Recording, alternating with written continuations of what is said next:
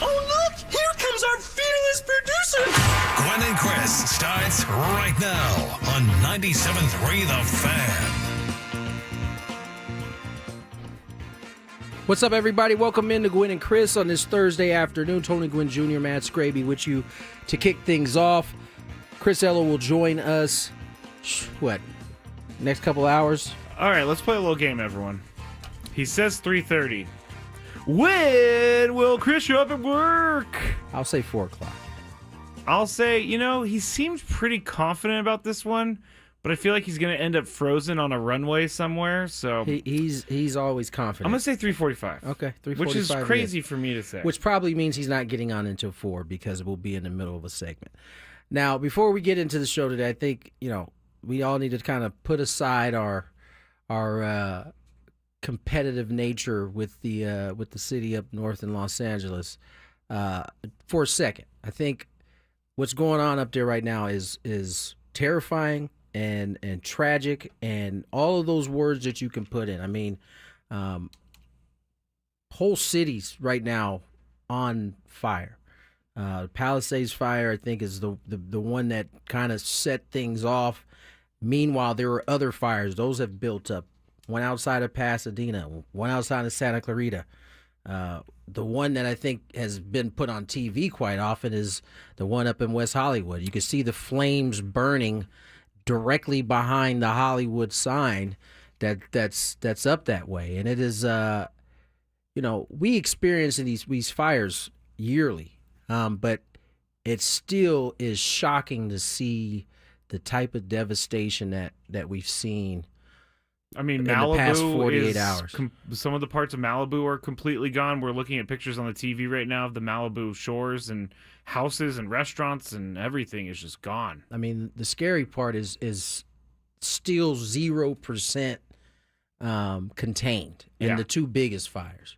Yeah. And so, Scraby and I will work in the meantime to get some stuff up in terms of how you can help, with a lot of the people who've been misplaced, dogs, animals, horses, cows, everything. It is truly going to take a team effort to help kind of get this thing settled and in the right direction. When we had the fires here, we've had 2 huge fires in the last 25 years. And I remember the first one of my friends was really nervous because their grandparents were living out in the sticks. Yeah, sticks, for lack of a better term. And since they're older, they can't get out of the house. Right. And the fire was coming for them. They couldn't get up there. And so you have elderly people that may be stuck right now. It's scary. I think the good thing about, at least how it's turned out over the last 20, 25 years, and at least specifically in California, is when people take heed to the warnings that are put up there. Everybody's hyper focused when we get to this time of year. So it sounds like, we haven't had the type of human devastation that we could have, because people have actually listened to the evacuation orders and have gotten out. And so, from a life standpoint, which ultimately is the most important. I mean, obviously, there have been lives lost. There has been some, but certainly, if hadn't been folks listening to these orders, it could have been a whole lot worse in terms of life loss. But that doesn't make it any less painful to see people losing whole homes and property during these huge wildfires. The second fire we had here, I was in college, and I remember my parents calling me and saying they could see the flames from our house, and they were asking me what I wanted from the house, and it hit me in that moment, wow, the house could actually burn down, and it's a helpless feeling. Yeah, very helpless. I mean, as it pertains to the sports world, it certainly seems like the Chargers have their contingency plan for this upcoming playoff. Yeah, my friend actually has season tickets to the Rams, and she told me today that the Rams have sent out emails with contingency plans about whether or not they're going to be moving to Arizona for the game, and so they're at least thinking about it. I would think they have to make the decision soon. I asked her, did they have a time frame? She said no, but I would think the decision's coming. Their game is on Sunday. Monday. So they got an extra day. They do. Versus it being on a Sunday where you probably would have had that made that decision by I would think today. Yeah. Give people time to make their change. I don't think it's coming today, though. Yeah, no. I'm saying if it was on Sunday, it would have maybe been coming tomorrow today. is probably a deadline because you have to move everything to Phoenix. But it's crazy to see these pictures. Hornets Lakers tonight has been postponed. Apparently, J.J. Redick and his family lost their home. I believe they were in the Palisades. He did lose his home, and he lost his home. So Lakers Hornets postponed tonight. And I don't think it's because solely of JJ's just safety the Redick's reasons. losing their home. I think because of how many fires are actually happening in that city, they don't want people really moving around, all coming to the. Let's go take in a game. I was about to call it the Staples Center, but the crypto arena. So prayers up for the folks in Los Angeles. Lots of different ways you can help. I've seen some QR codes going around on Instagram. There's some shelters and things of that nature. If you can, you should do so. Kathy, a great listener, Kathy, she lives up there. She said she was lucky that the Sunset Fire last night was contained fast, and she lives near it, almost got evacuated. Yeah. But, I mean, if you have friends in L.A., you need to call them and figure out what's going on. I know Sam Levitt's brother, he said this last night on his show. His brother lives in West Hollywood, and he had to evacuate last night. So. Yeah. It's certainly a tough situation to be watching. All right, let's get to some sports. On the other side of that, Padres making some news today. We got news! News! Don't know that it's necessarily good news, but I don't think it's bad news either. It's news! Where shall we start? Shall we start with the Mr. King? That's the biggest one. Let's go with that. Michael King and the Padres. Padres have an immaculate record for not going to arbitration. They usually come to some agreement, get the job done. I think 2014 was the last one. Andrew Kashner. I think that's the only one, as a matter of fact. AJ Preller is known for not going all the way through the arbitration process. Whatever it was, he changed his mind. This time, because I was like, wait, did something new happen? They did not end up coming to terms for arbitration. Now, that doesn't mean they won't come to a deal at some point beforehand. We've seen these things go right up to the time where the gavel is about to hit the floor. We're table. Putting on our wigs, right? Like. We've seen that, and then all of a sudden they come to an agreement. So, I mean, as I said, this is one of those ones that it's the biggest news because of the name involved, but I don't know that it's good or bad news. They just haven't come to a salary point yet. I think it is. There's many what was that? I became a goat for a second. There's many tentacles off of this because How so? if Michael King didn't like his arbitration number, I don't blame him or the number that they were trying to settle on. I don't blame him. But I was talking to Adam before the show and reading a bunch of articles, and what's going to hurt Michael King in this number doesn't take into account that he's a starter now. Most of his career has been as a reliever, and so when you're going through your formulas or whatever it is that you pop out a number, it's not going to be the number he wants. Oh, that's right. The vaunted analyst Adam Klug broke it down for me. Okay, it was more than Adam. It was also different articles that I was reading because I got really concerned. I didn't know that they could still come to a deal. So he's the first pitcher to hit arbitration that has reliever numbers? But what I'm saying is this is why he's doing it, because he probably deserves more money than what the arbitration Do we know what the number is? No, I don't know what the number is. So no one knows what the number is. I don't think so. Hasn't been out there, but we just assume that that's what's happening. I think it was around, because I went to my favorite website ever, SpotTrack, and SpotTrack is on point with these numbers most of the time. And it says that he has agreed in arbitration, which I don't. It's not doing well for my endorsement of SpotTrack, but it says $10.7 million. Dylan Cease, $13.75 million. Okay, so that's the number that SpotTrack is putting on there, and is the argument for you and your analysts that are looking at this is that he wants somewhere in there Dylan Cease. He should be around that number.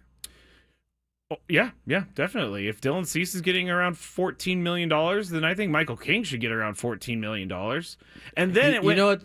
I mean, go ahead. Then what? And then it went to my, you know how my head spirals once I start getting on these little crazy things. And then I thought, what happens when they have to negotiate with Michael King after this year? Oh, he's a free agent after this I year. know. Are they just going to lose him, or are they going to give him a contract, or does he now jump to the front of the line of people to trade above Dylan Cease and Luis Ariz? I don't know that we even should even get to that point right now. He has got the last year of arbitration. All indications seem that the Padres haven't entertained moving a guy like Michael King. And listen, at the end of the day, if the argument that you and Adam and everybody else is presenting, that last one was me. well, okay, not talking about the last one, but the one before that is that he needs to get Cease's number. We're haggling over like $3 million here. It's like 10. But that's a lot for Michael King. That's a lot. But it's not a lot in the grand scheme of Padres. I'm seeing from organization. Nick Atkins on the chat that he was projected Michael King around $7 million Okay, so instead of the 10. So that would be a $14 million so or a we $7 got million 10 on difference. Spotrac, 7. Shouldn't have brought up my favorite website when it's Well, wrong. I mean, maybe it's right. Maybe it's wrong. We don't actually know what the number is. When we get to that point and they start to those numbers start to come out, like if we're haggling over like 10.3 versus 13.5, you settle in the middle somewhere. Now, if the gap is really 7 and 13, Yeah. that's a bigger issue there. So Maybe that's why they chose the 10. somewhere in the middle. We'll see. I mean, Luis Ariz is. Who would you say? Maybe we should go to break and we could have this conversation on the other side. know we My should. question is. Just save your question Okay. till we come back for the break. Okay. More Gwynn and Chris on the other side. Hey guys, it's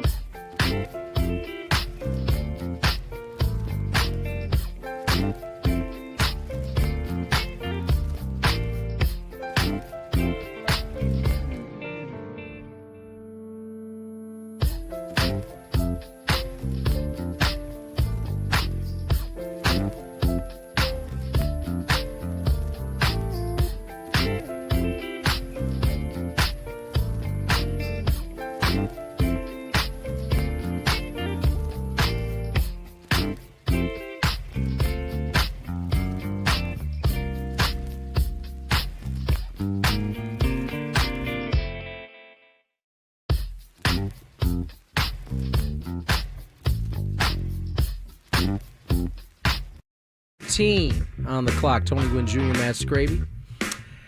And, I'm not one that likes to say I told you so, but in this room with these two guys generally, I don't mind it. And part of the gig. You're due an I told you so.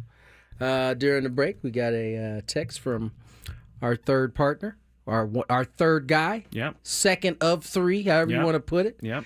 And he's going to be late, like I said. Yeah, here's his text. Here's what any passenger wants to hear before getting on a small charter airplane. Our flight was delayed a half hour because there was an issue with the plane. Did he put that in quotes? Yes. That would be the very same plane we're about to take off in. And you know what I kind of feel bad about? Side note about this? He's using new emojis because I've shamed him out of the blushy Have face. you noticed emoji? this? Yes, That he has not sent a blushy face. And now I start... You can tell he resists to do it. I sent some back sometimes just to like, okay, it's okay, Chris, you can do the But no, I've shamed him You've enough. ruined it. He So will Chris, never use the blushy face emoji to get blushy face emoji. He will not be here at 3:30. No, he won't. Closer to 4, like I said. Yes. Question. I had my question. Oh yes, go ahead. The question I had, because This is a good question. I hope so. Luis Ariz is settled for, not settled, they've agreed $14 million for him. Dylan Cease has agreed on a contract, $13.75 million for him. Who is more valuable to you out of those two guys? I find it a little crazy with what pitchers are being paid these days that Luis Ariz is valued at more money than Dylan Cease. Now, I don't really care who makes more money, but who's more valuable to you? On this team, it's probably Dylan Cease. Because they need pitching. They need pitching. And there are probably a lot of teams that would tell you, and maybe unless they got like 4 dogs, in their starting rotation, 5, and they need the offense. It just depends. But I think on this team, it's probably Dylan, because the Padres, that's probably the spot where they lack the depth that they want in the rotation. And so, it's not, I don't know that it's that much of a surprise in terms of what the arbitration number is. Do you think that because both Dylan Cease and Michael King, they have to choose one over the other at some point this year? I don't know what to think, honestly. Thank you for being honest, because none of us do. I don't know what to think. I now, me not knowing what to think doesn't mean I don't trust what, assuming all things are regular. Yeah. And AJ has the ability to, maneuver as he did last year. I trust him, but there just we haven't seen the movement. I think I don't know if we even mentioned it. The Padres did have a signing while we were gone. They signed the former Brewer, wasn't it? Oh yes, the infielder. I'm forgetting his name as well, but yeah, it was while we were gone. Nonetheless, I mean, that's one of the few moves they've made of guys that weren't actually on the team last year. Yes. And so it's hard to really know what to think. I can't blame Mike Brousseau. Mike Brousseau. Got a little thump for a little. I was dude. gonna say, like, is he like a You hope he can bench guy? Yeah, you hope he can turn into what Solano and Peralta. and those guys. I think that's what you ideally. Now, there's a possibility he gets thrust into having a bigger role, but I think that's the ideal when you sign a Mike Broussard, is that you want him to kind of fill that same void, same type of role. But yeah, I mean, it's you can't really blame the fans for feeling some anxiety right now. I'm gonna continue. It's different this year than it was last year, again, because the teams around the Padres and what they're doing. It's not so. It's as much about the other teams making moves and getting better as it is the Padres not. Nick, our listeners know so much about these guys, but I guess Brousseau played with Sasaki in Japan. Great. I'm trying to get to my. Oh, He's bringing Brousseau in to have a friend for Sasaki. Yeah. I mean, There you go. Yeah, no, we know where he's going now. Not there you go. Also, Dan says that the guy's name we were looking for was my man. That's his name. Thanks, Mike.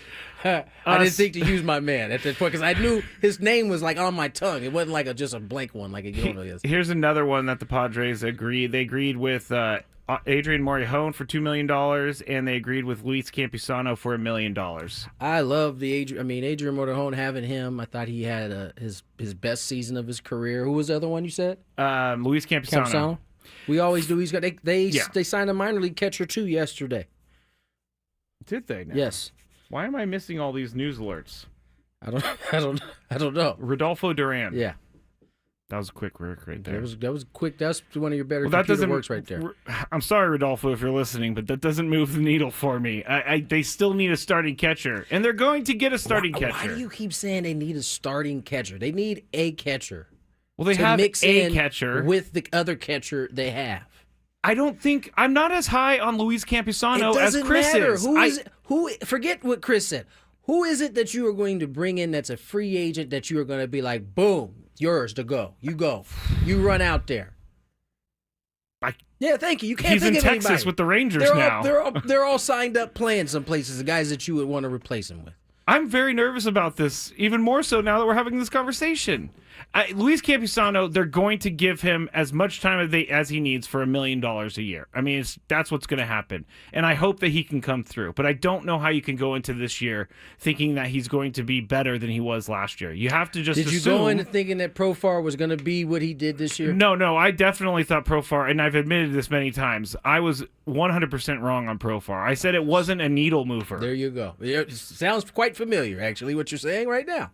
But, okay, do you expect Luis Campusano to go from last year to MVP consideration? I'm not asking him to do that. Elias Diaz is on a team to the chat. He's already He's on with it. the Yankees. Yeah, I think so. Yeah, no, I know he is. Okay.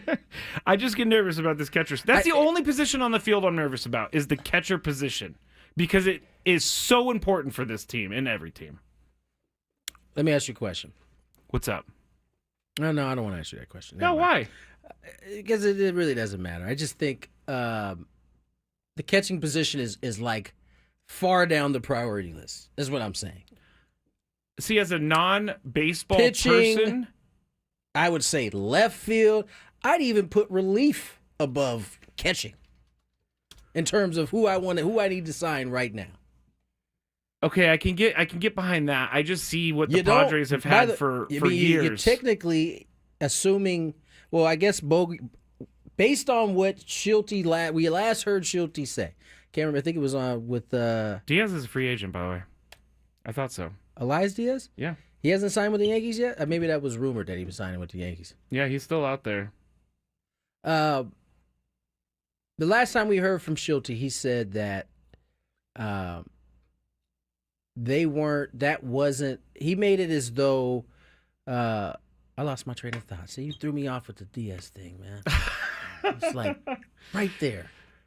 I can't help you on this No, one. you I'm can't. sorry. Anyway, I'm sorry. I've said what all I need to say. You were asking about King being traded. I don't think the Padres are going I don't think so down that either. For the path record, at all.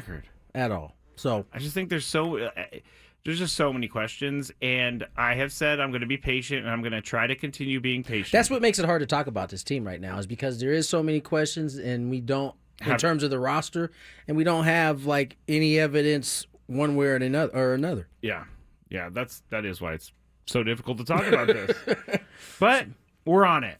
Yeah. And I'll be talking a lots about this on the Scraby Show tonight at 6 p.m. There's also, in the same way, I mean, we knew Jackson was going to be given a chance to make that team this year. I don't know that we're going into this spring training with the same idea for Salas and DeVries. Probably a year.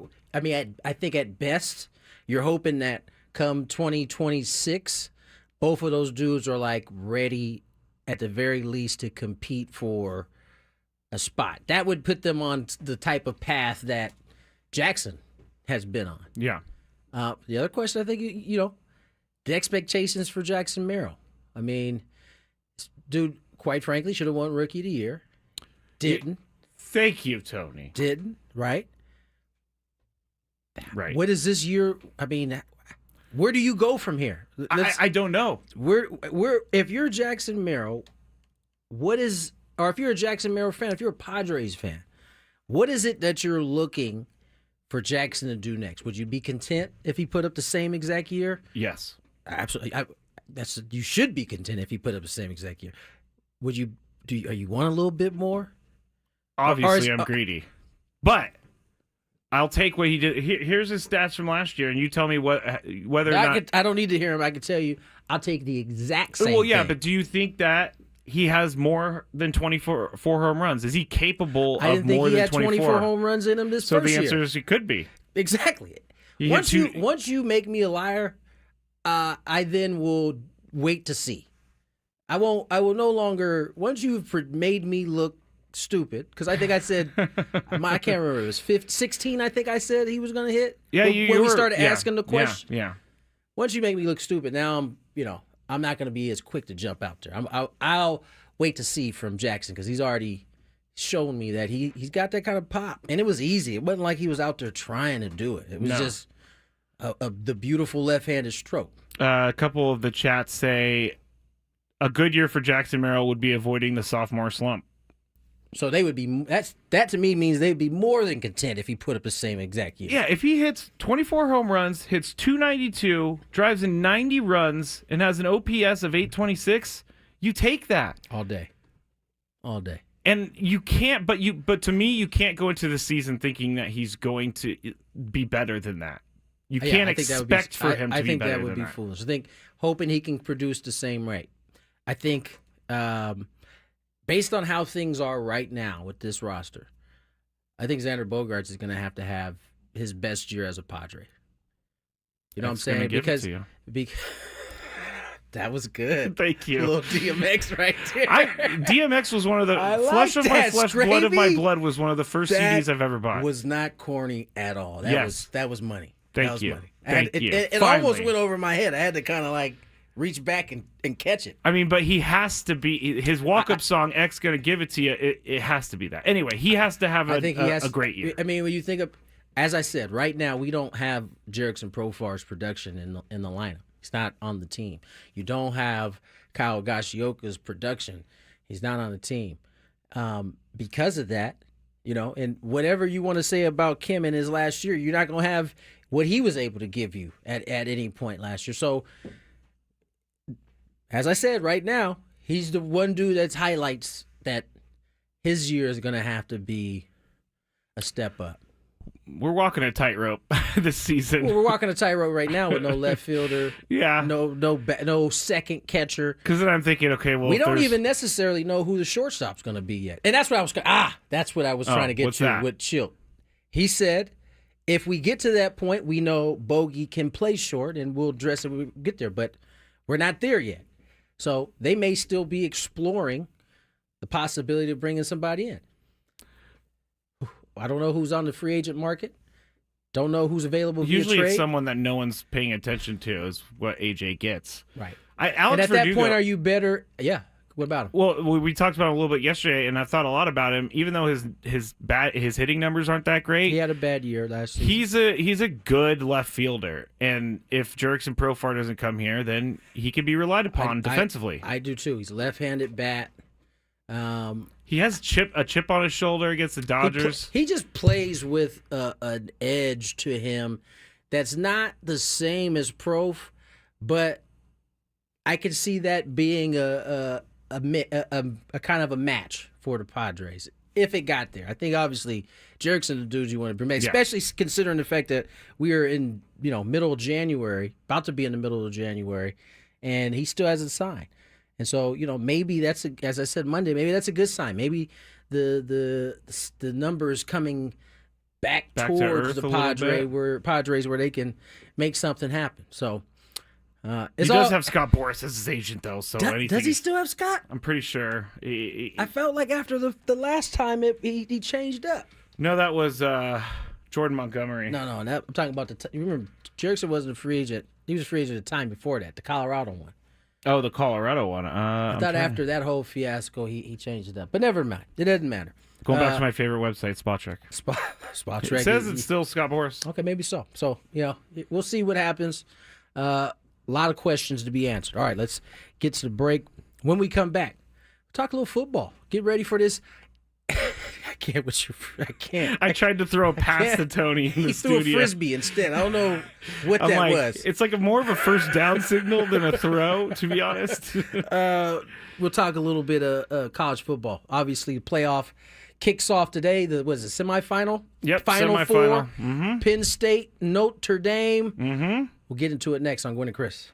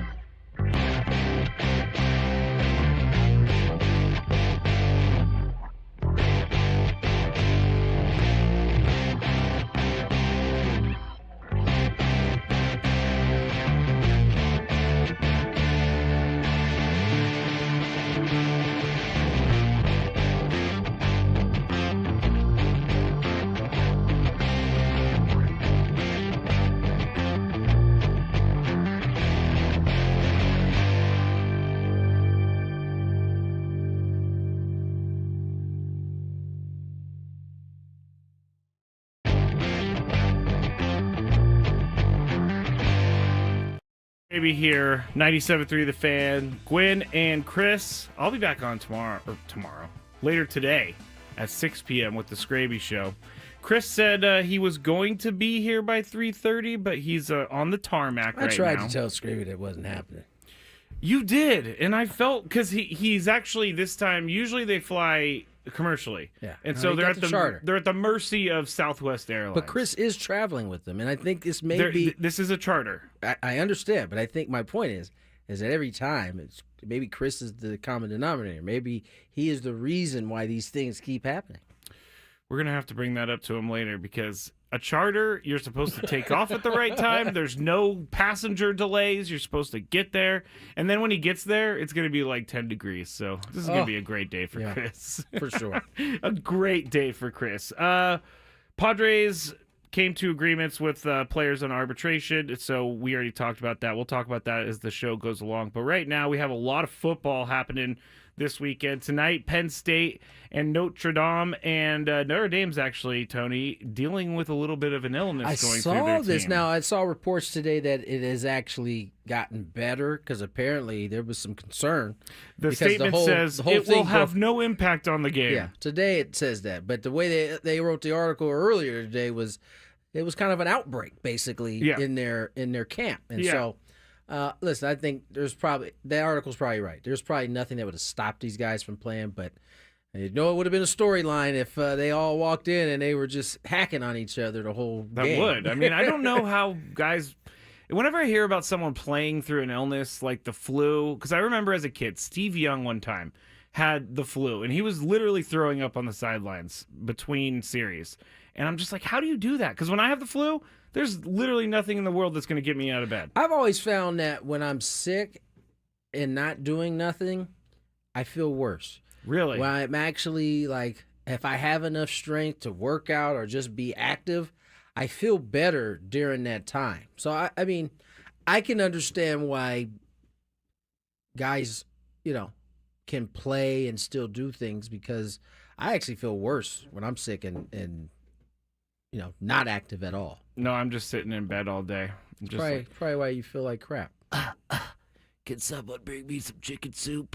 That's what I do. You do seem like the person who milks their sickness the most. No, I definitely don't. I don't like when anybody helps me. It's a problem. That's also true. Jeremiah Love, running back for Notre Dame, is expected to play tonight. He's been dealing with a knee injury, and I didn't know that when I made my bet on him last week, and he had 6 carries against Georgia, so that ended my bet. Do your research if you're going to be gambling there, sir. Absolutely right. Carson Beck, the former Georgia quarterback, is going to be entering the transfer portal after he's already declared for the NFL draft, but many people think with his injury, he's going to have to find another school to prove that he could still throw like he did for the NFL teams to draft him. Yeah, I mean, good for him. He's going to get a chance to finish what he started. Probably was his worst nightmare, getting hurt in that game. Worst nightmare. But ultimately, it wasn't just a regular bowl game, and he gets the one of the other benefits of being in college sports these days is you have an opportunity to do these type of things. Where he'll get the medical red shirt, go get a chance to play, and if some of this new stuff that has come out with adding a 5th year to everybody, I mean, it's not going to be necessarily a young man's game by the time you get through college. You're going to be 23, 24, 25 years old. But Bo Nix.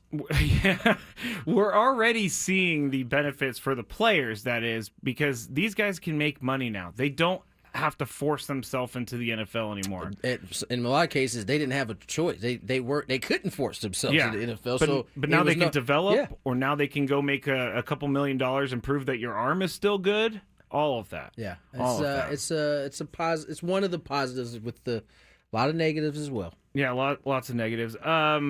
Just 2 days after the Raiders, Tony, they said that Tom Telesco, I guess they didn't say he was safe, but they did not. They just didn't fire him. They didn't fire him with Antonio Pierce. Well, they have fired him. So today. I wonder, was Telesco in on the meeting where Pierce got fired? That would be interesting. Like, you're like, oh, okay, cool. Whew. Dodged a bullet. Didn't get fired today.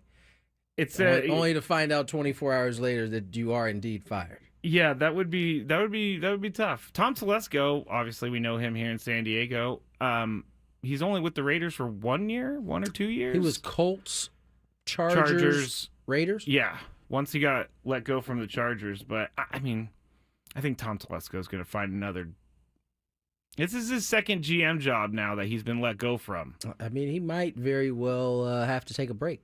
We've seen that. You know, you kind of got to filter out and then try to kind of revitalize your image a little bit. There's a lot of that going on. Robert Saleh interviewed for the defensive coordinator position of the 49ers today. I like that. I think he also is interviewing for the Raiders job, I saw. And the Jaguars job. I can see Tom Brady liking a guy like Saleh. Yeah, I can too. And fiery, him. Passionate, all of the above. I did find it interesting that the day after you started seeing maybe Belichick is going to interview for the Raiders job. Yeah. Raiders put out a statement today, or they at least put it out there that they're not interested. They're not going that route. Well, maybe Bill said, "Nah, I'm good." I think it sounds, McAfee. He was.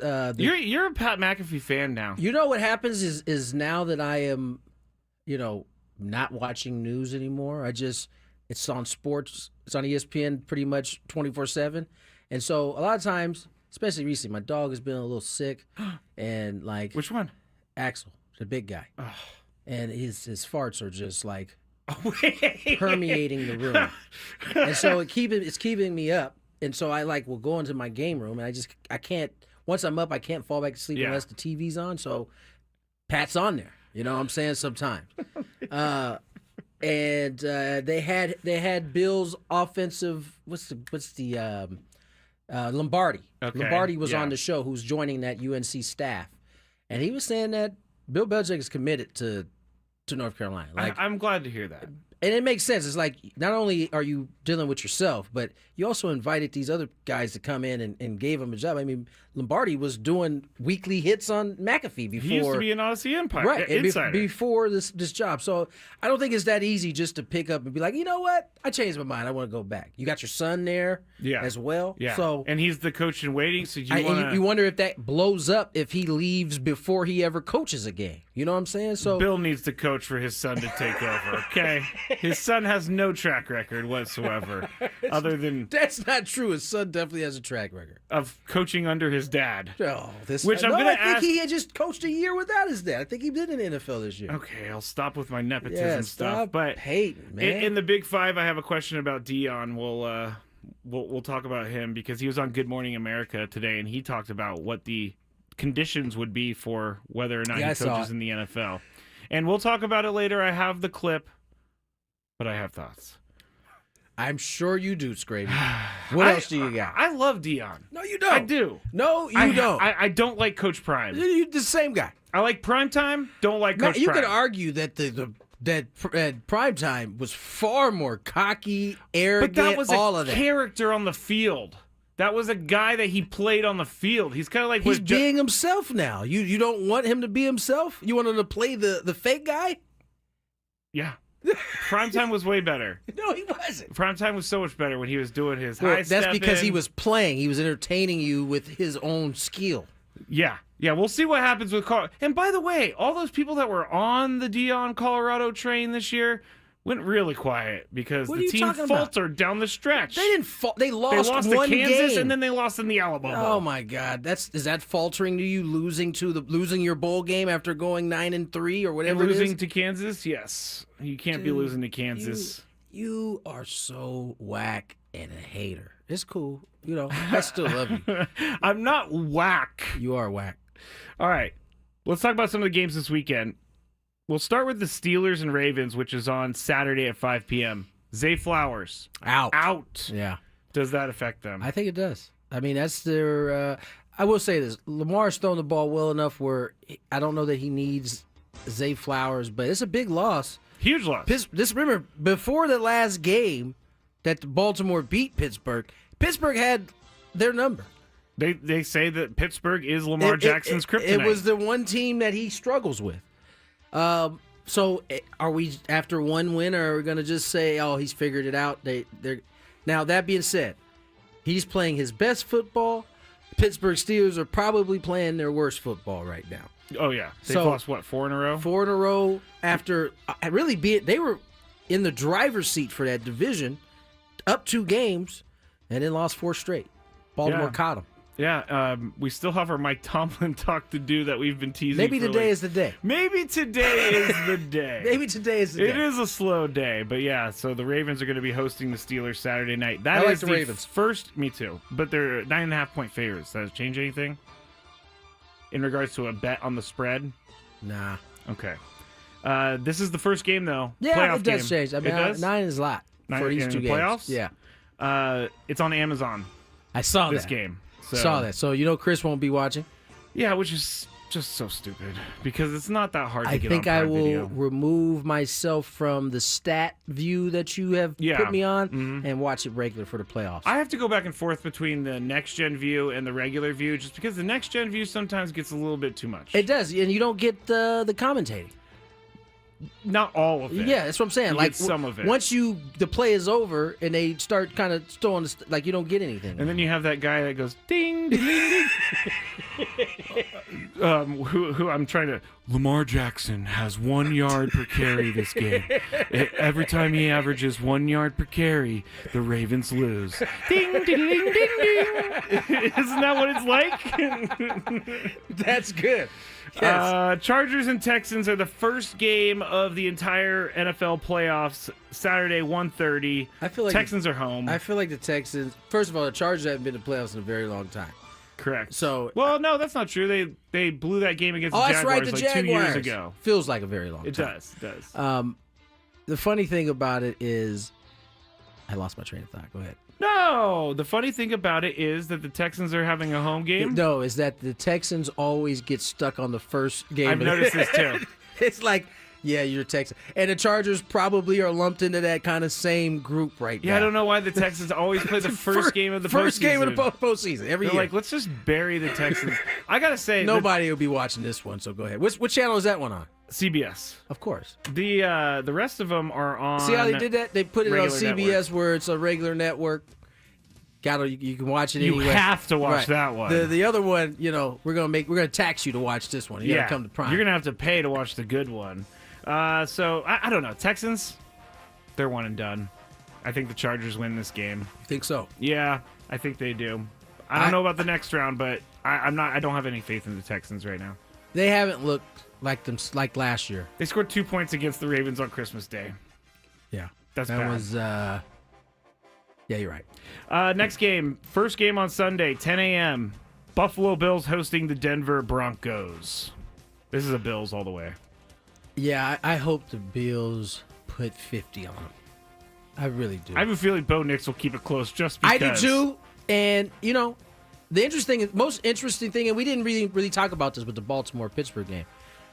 Josh Allen and Lamar Jackson, this is the time of year that people actually care what you're doing. Yep. Because all the other stuff we've seen you guys do, we're not surprised that Lamar's going for his third and that Josh Allen is probably up for his, no, not probably, is up for his first. Yep.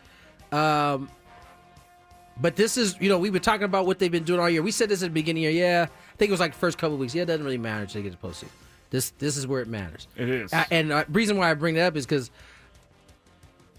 I think that game goes one of two ways. It's either a blowout in the Bills' way, or there will be a lot of questions that Josh Allen has to answer the following week.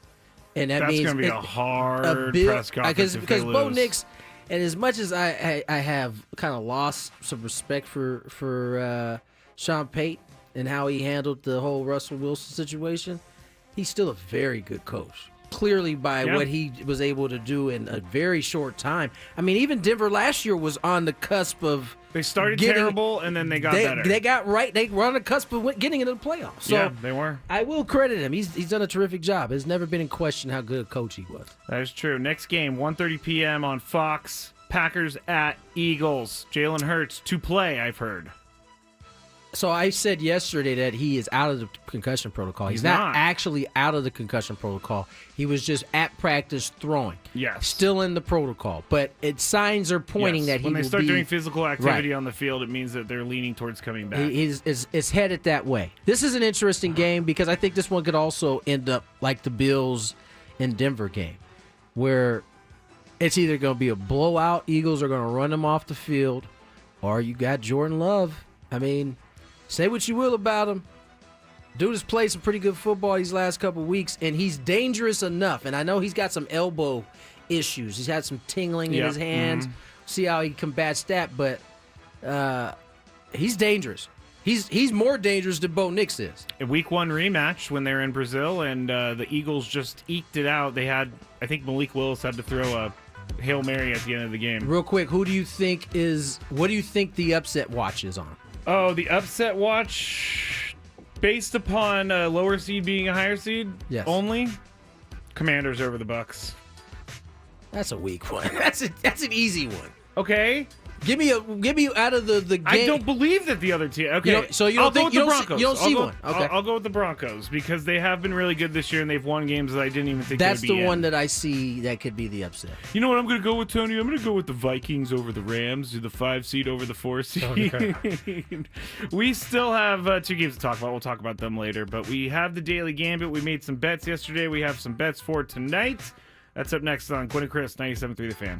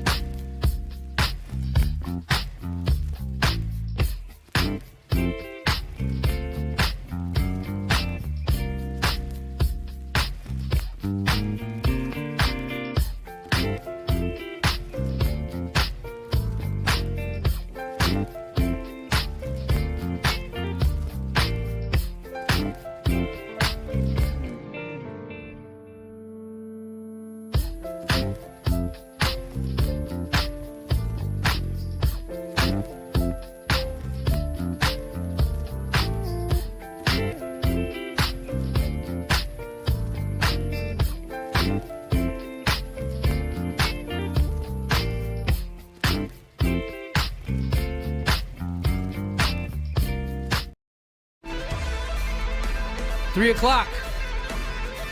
Tony Gwynn Jr., Matt Scraby, Chris Sello may or may not be en route. We'll see. I'm going to go try to track his plane right now. I don't know what his flight is, but I think I'm going to be able to find it. How are you going to find it? You don't have the tail number, do you? Oh, I have my ways. That sounded creepy, Yeah, but you can... I mean, you like straddle the fence of a creep. Wait a second. I'm just saying, Doug. I have my ways. Because if you go to like certain websites, you could type in like city to city, and then you can look for certain flights. That's how I know if you're on a plane or not yet, because the Padres plane is sometimes publicized, and so I'm like, I wonder if Tony's sometimes it's taken off not, yet. And sometimes I can't find it. So it's usually I'm not going to give the specifics on it, but around the league. We talked about the Dylan Cease, Luis Rise, got what is it? 13.75, 14 mil. Zach Gallen got 13.5. Randy Azarena got 11.3. Josh Naylor 10.9. Tariq Skubal 10.1. Brady Singer 8.75. Ryan Helsley 8.2. Adley Rutschman 5.5. I think Garrett Crochet was 5.2. There you go. Garrett Crochet 5.2. No, That's not what he wants. No, it's definitely not what he wanted. Definitely not what he wanted. I saw that the Red Sox are possibly looking at an extension before the season, but I gotta see what that guy can do for a full season. I think everybody's got to see it. But he doesn't want to see it. I think the Red Sox want to see it. They're like, yeah, we'll entertain it. Well, just push it. Yeah. We're definitely gonna do that into May. Oh yeah. We're kind of waiting for these things to get. But yeah, we'll get to it. Yeah, get back August. To me. Yeah. Now you're looking at, we'll see his numbers. Numbers good. Let's do this. Numbers bad. We're not quite sure. That is such a not quite sure dirty way of going about it, but it's true. It's true. You want a guy, but then they'll sign some guy who they'll sign Sean Manaea for 3 years and $75 million. Like that doesn't make sense to me. Sean has a proven. Does he? Track record. Yeah, look at his numbers. He had one great year with the Mets. No, he didn't. You need to go back and look at his Oakland years there, buddy. He didn't. Well, those are long behind him. Don't you look at the last couple years rather than the Oakland years? So you got a pretty decent year. Finished the year well with the Giants. Went to the Mets, had a phenomenal year. All right, and you here got he the is. other track record. Well, yeah, Oh, if we're going by WAR, Run he's it. got a 3 WAR last year. I don't So that's care. worth 25 mil. I don't care what the war says. All right, last year he started 32 games, so that's good availability. Mm-hmm. WHIP was 1.084. That's excellent, right? Mm-hmm. His ERA was 3.47, which is decent. We don't really count ERA like we don't count average. One innings pitched, 181 and 2/3. Okay, your point was that go back to the other stuff. Last year he was good. Last year you made that point. And But you know what about Mud, the other stuff? You know what Mud always tells me on TV? You look at their strikeouts versus innings pitched, and if they have more strikeouts than innings pitched, then they're probably pretty good. He had 184 strikeouts to 181 and 2/3 innings pitched. But if you go back to Oakland, his best year in Oakland, he had 2018, 3.59 ERA, 160 innings. He went 12-9. I just don't see it, Tony. I just don't see it. Well, the Mets do, so that's really all that matters.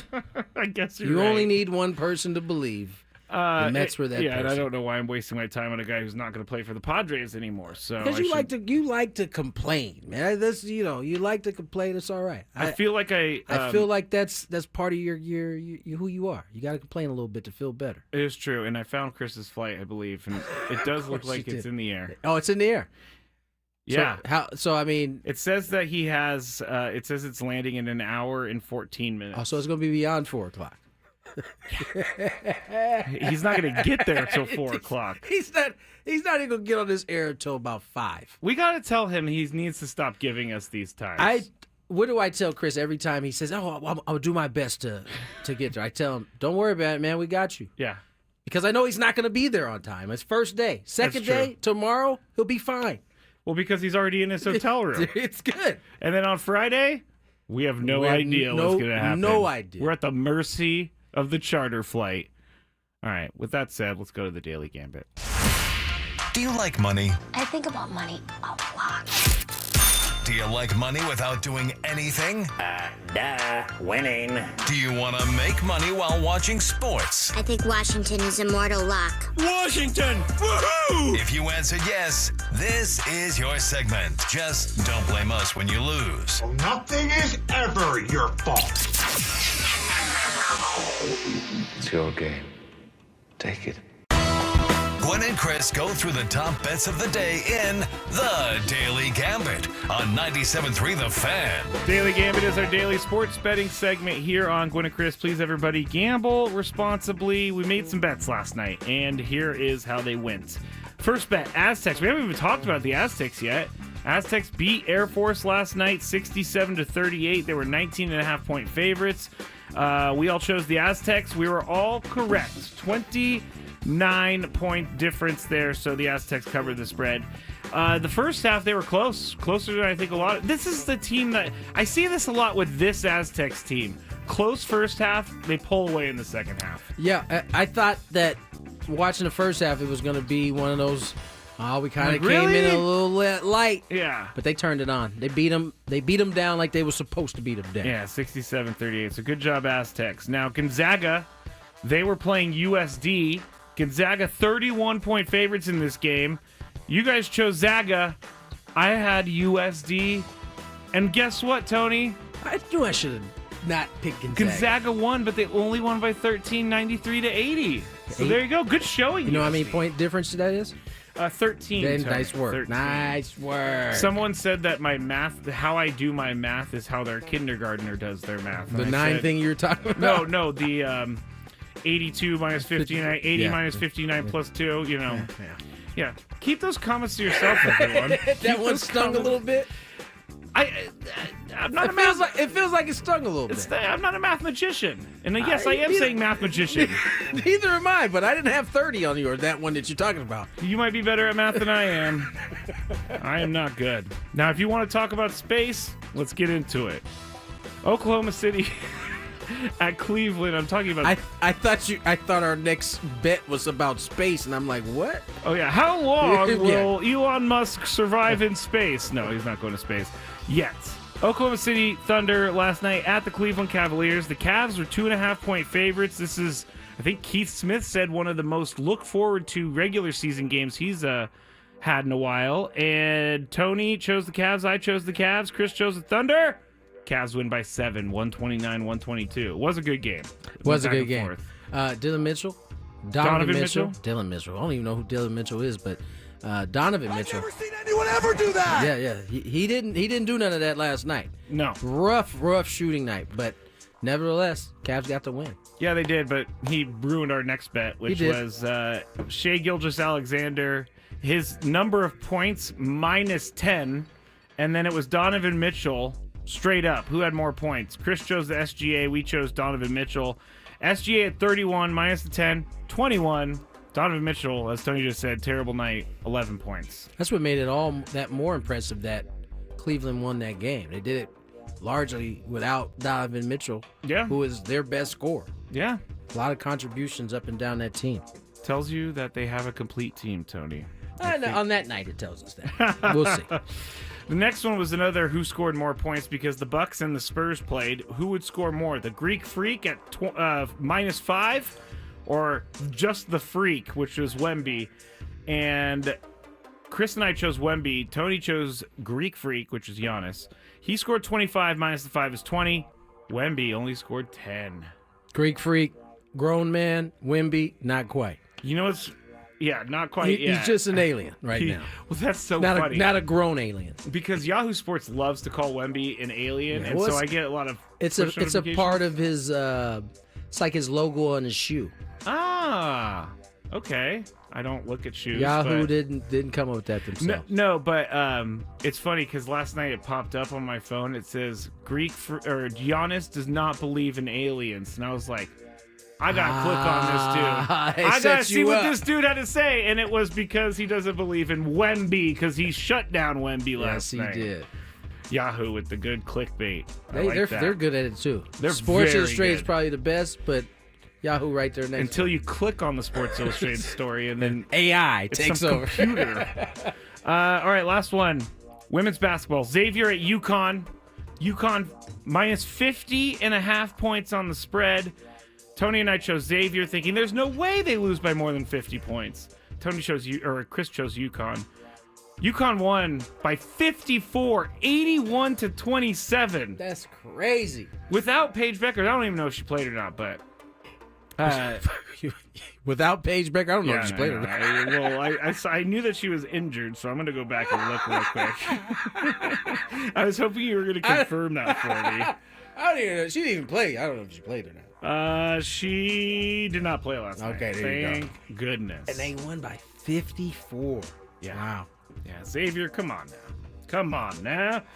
All right, college football semifinal tonight. Spread is very, very difficult. Penn State +1. Where's this game? It's not the Rose Bowl. Where's this that one? Is it the Cotton Bowl? Is it in Orange Dallas? Bowl. Orange Bowl. Oh, so it's in Florida. Yeah.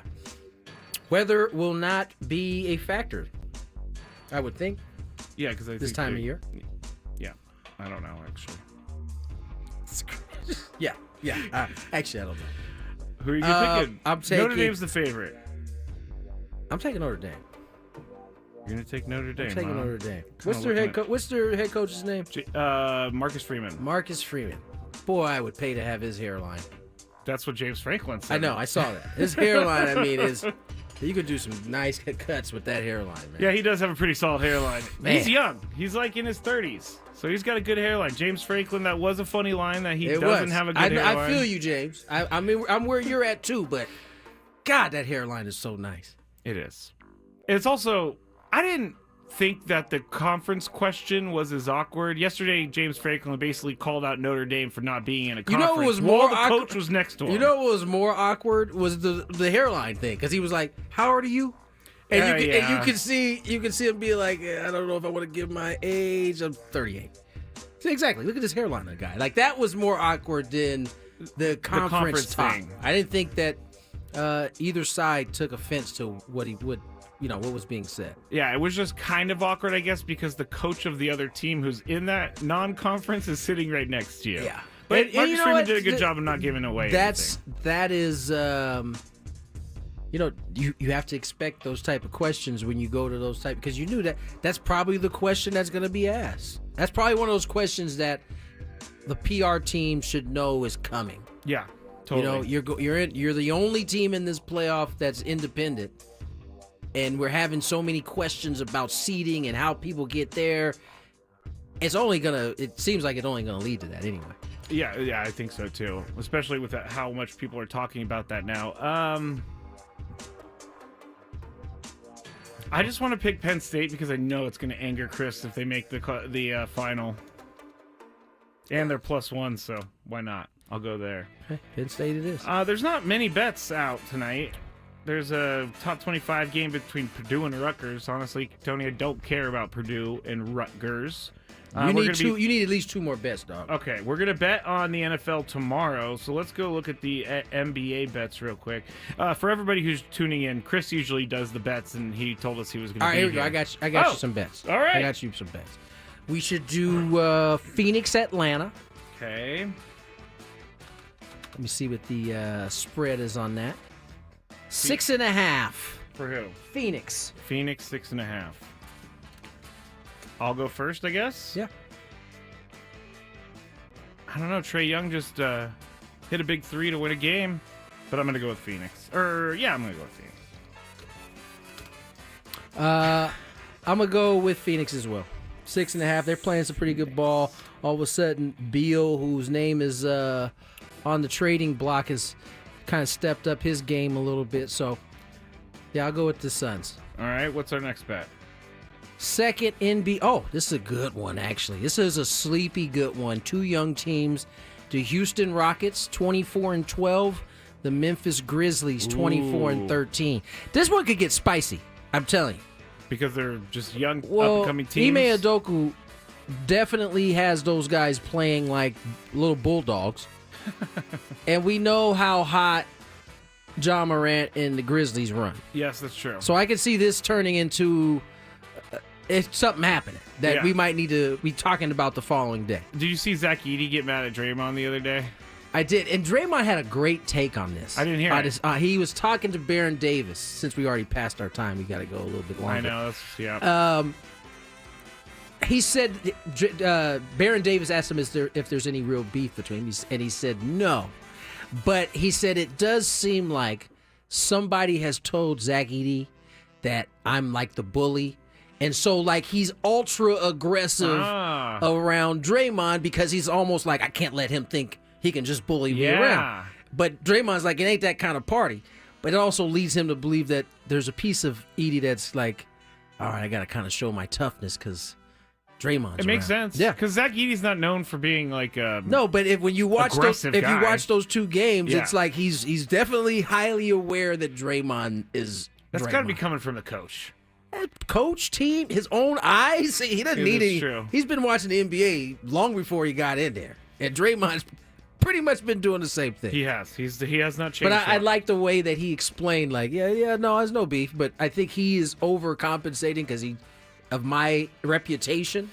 You can't get into a war of anything with Draymond. He's gonna win. He's gonna win. He's trained assassin at this. Yes, he is. You can't do it. Who are you choosing? Rockets -1. I'm taking the Rockets. Rockets. I don't like Memphis. I don't like Ime Udoka, so I'm going to go with Memphis. Fair enough. All right. Let's get to break. On the other side, a little football talk. NFL football talk. Ryan Fitzpatrick had some interesting things to say about a former coach of his. We'll get into it on the other side. More Gwynn and Chris. There's some traffic.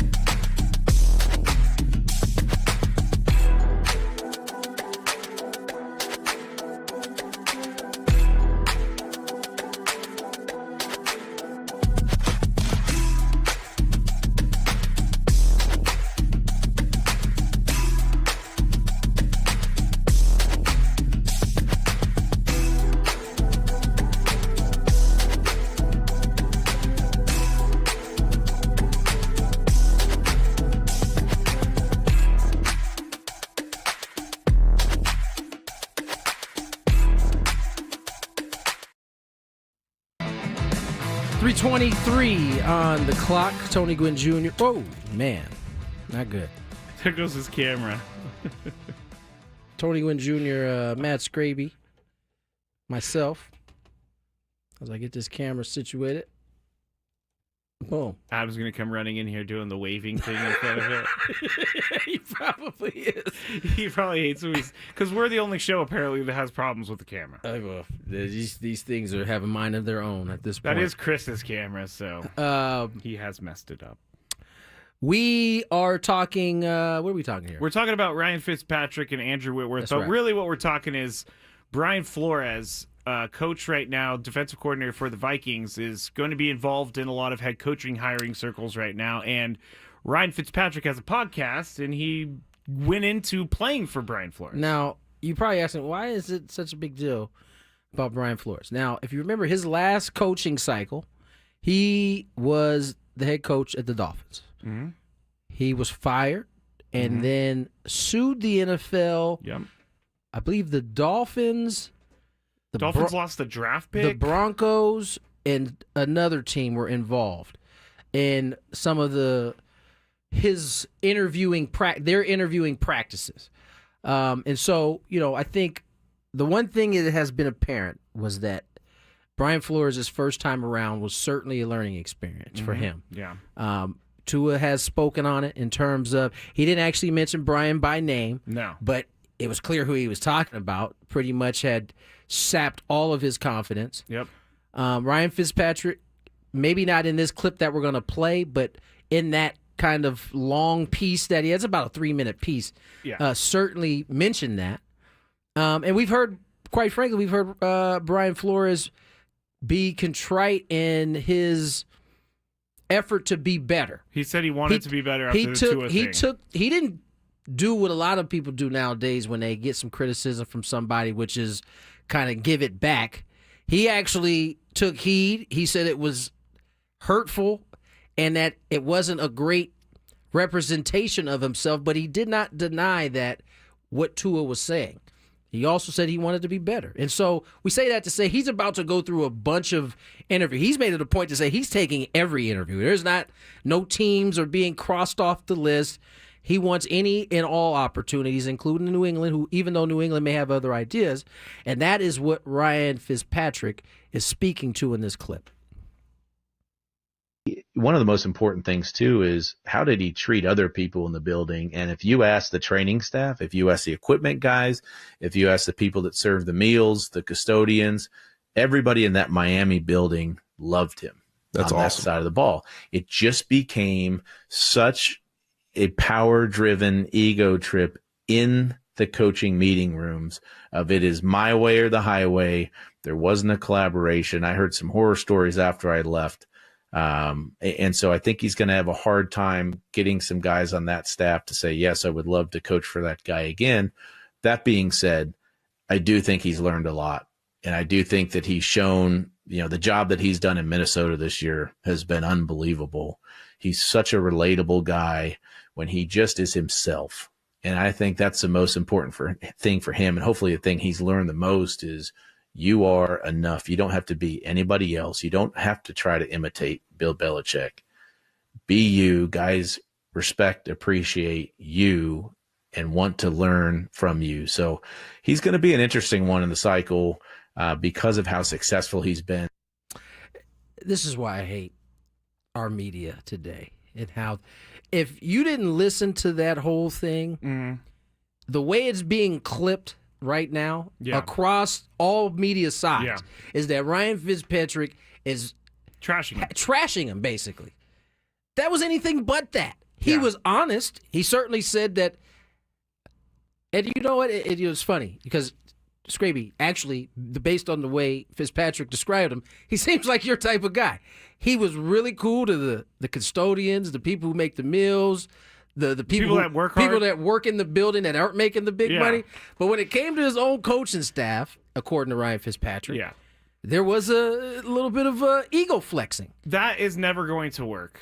It doesn't work in this day and age. It may have worked in the past, but ego flexing, as you said, does not work anymore. I just literally made that up. I don't even know if that's a thing. He just basically means his ego got in the way of him Well, Ziegler flexed. Ziegler flexed. It did. Here's the thing, and this is what I've learned in today's day and age in sports when it comes to the coaching, managing side. We often are so focused on how players relate to coaches relate to their players, or manager relates to their player, or head coach relates to the players. In order to have a successful any team, basketball, baseball, football, we'll just go with those three for now. You have to be able to delegate in a way that empowers your assistants that are hands-on with the players in some cases. Yeah. And the guys I've seen do it best have the most success. Mike Schilt does probably as good a job as I've seen in quite some time here, right? The reason why I think he may not have the answers off top is because he does delegate. He trusts his staff to work. He trusts Ruben to handle the pitching. Does Mike know who's available, who's not available? Of course he does. But he trusts Ruben to do his Ruben thing to help the pitchers go. And if he has a question, he goes to Ruben and he gets the question answered. It helps him make the decision. 100%. And that's the way it should be. It's not how it's, but to your point, in all of these sports, it hasn't always been that way. Yeah. And I think that's, along with the players kind of changing, I think that part and how you just manage people in 2025 is so different. And I always appreciate hearing somebody be candid, but not over the top or trying to collect some headlines. Yeah, Ryan Fitzpatrick doesn't need headlines. No, he doesn't. But he definitely painted a picture that he's changed. He but thinks do you he's trust changed. it? Right. That was his point. That's the question. Can he fill a staff? Right. Because typically when you're a head coach, you kind of want guys you trust. Yeah. But if you just had guys you trust and you weren't the best delegator or manager of people, as he's saying, do those guys want to come back? Probably not. He fired some folks after the first season with the Dolphins. And then, and that happens all the time, but it sounds like that was one of the major issues they had there. And so, Brian Flores, one of the many coaches. I read an article today. Everybody's been talking. Ben Johnson's probably the number one. You know what? Let me stop. Ooh. It's 3:30. He's the number one coach candidate right now, it seems like. Okay. It is. Yeah. He's got some things to say about where he goes. We'll get into it on the other side. What we got next? Great. Well, that. We also have just random potpourri news, and I'm looking through some of the stories to update our stories, because I updated my stories this morning, and there wasn't many this morning, and so we've been trying to collect them as we go on throughout the day. But we'll be fine. Chris will be here before we know it, Tony. No, he won't. Let's just make fun of him for the next couple hours. We'll get to break right now. Morgan and Chris. Ben and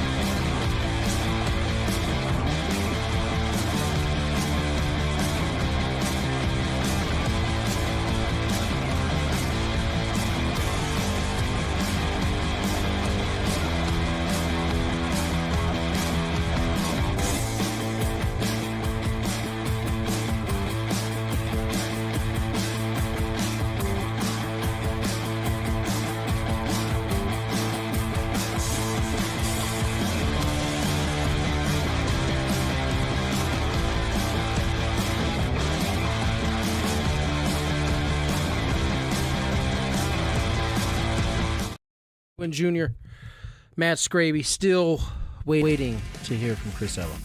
Not quite.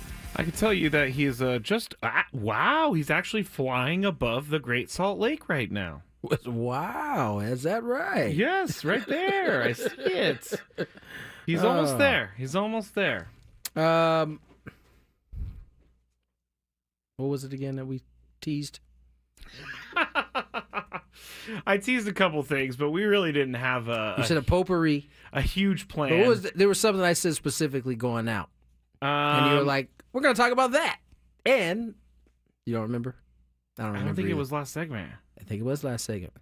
Because then Adam came in here and gave me some game on, when we got to get off. No, you don't remember. It's okay. Well, if you love Mediterranean food, try Spiro's for authentic Mediterranean cuisine in Coronado or La Jolla. For dining or takeout options, visit spiroscuisine.com. We're going to go to traffic real quick, and Tony and I will regroup. From the 855 Get Ross Traffic Center, protecting San Diego after accidents or injury, here's Kelly Danick. Traffic sponsored by Valvoline Instant Drive-Thru Oil Change, your trusted instant drive-thru oil change. South 805 having some problems this afternoon. Stalled motorcycle right before the 8. It's in the center divide. Up ahead past 47th Street. Several vehicles involved in a crash. Got the HOV lane blocked, and an accident has cleared South 805 near 8th Street. So seeing a little residual there. Also, a big rig fire out in the East County, westbound 8 before Lake Jennings Park. That's over to the right shoulder. Stop by any of the 30 San Diego Valvoline Instant Oil Change centers. You don't have to get out of your car, and it usually only takes 15 minutes or less. Plus, get a free courtesy check of your tires and battery. Visit SoCalOilChange.com for directions and discounts. SoCalOilChange.com. I'm Kelly Danick with Gwynn and Chris, San Diego's #1 sports station, 97.3 The Fan. And we're back, everybody. We're actually going to go in this direction because Frank and I, last night on the Scraby Show, were talking about the San Diego Football Club and the season coming up, and I said I should give them say some good things about them because they came through with the jersey and trying to get their name out there. You should be supporting San Diego sports regardless of whether they gave you something. Oh, that's what I said. I said last night the jersey was above and beyond. I just needed information. I needed. It's not what you just said right now. You said I should talk about them because they hooked it up with a jersey. Is what you said. Let me rephrase that. Let me rephrase that. I should talk about them because I said there wasn't enough marketing, and you know what? I've seen a lot more marketing. So I'm not saying that I was the cause of this, but I am saying that I should reward the organization. So, but it's kind of interesting because Frank and I were talking about this last night, and Frank is a soccer expert. Did you know that, Tony? I know he likes soccer. He does seem like that guy. He's got like the... There's nothing wrong with that guy. No. I like soccer. No, you could just tell who is a guy who, like, if you ask him, like, who's the #1 tennis player in the world, Frank's probably going to know who the tennis player is. Frank is pretty good. He might be all right at being the Chris B. Gosh, I don't know what I'm trying to say. Chris versus the fans, Tony versus the fans. Yeah, he would be good in that spot.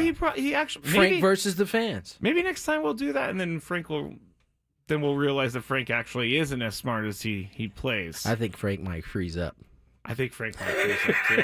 Although he's been pretty good when he joins me on the Scraby Show. He hasn't frozen up or anything like that. That's good. But we were talking he hates your questions, by the way. He hates your questions. Oh, my big 5 questions? I don't know why you just can't ask them. Just ask them. He can't stand your questions. I didn't ask you to reinvent the wheel, Frank. Look how defensive you get. Well, because every time I put questions in there, I was joking. You guys tell me how he didn't have a question. Can we be honest? Your questions are kind of complicated. Sometimes they can be. You are a wordy guy when it comes to the big 5 sometimes. Not just the big 5. Well, that's where it's most noticeable. Yeah. In the big 5. I've had to try to rein in my length of text because sometimes I feel like I just send too much. Like with you guys, I just want to send one long text. Do us a favor. For us old guys, put a couple spaces in between where you're going to go that long. Especially when we're doing it on the phone, man. I'm not to the point where I'm ready to enlarge my text. But when you put it in long form like that, it makes you question, do I need to enlarge my text? Okay, I can put some spaces in there. Thank you. Appreciate it. I can put some spaces. But someone told me one time I didn't need all that information. I think what is it called? TLDR? too long, didn't read.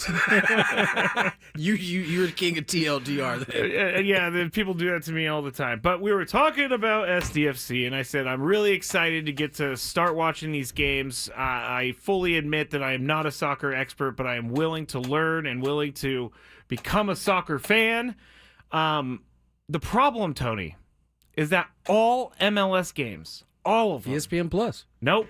Apple Plus. I mean, sorry, Apple Plus is what I meant. All MLS games, Yes. which It's been that way. is a huge barrier to entry for me. Well, yeah. Because I don't have any Apple products. I don't want to have to go spend another $100 a year on subscriptions. Maybe give up one of the other ones then. I can't give up my horror movie one. I can't. But what? You can't do Horror. what? Okay, thank you. Because people, the word crosses over. I just gave up Hulu.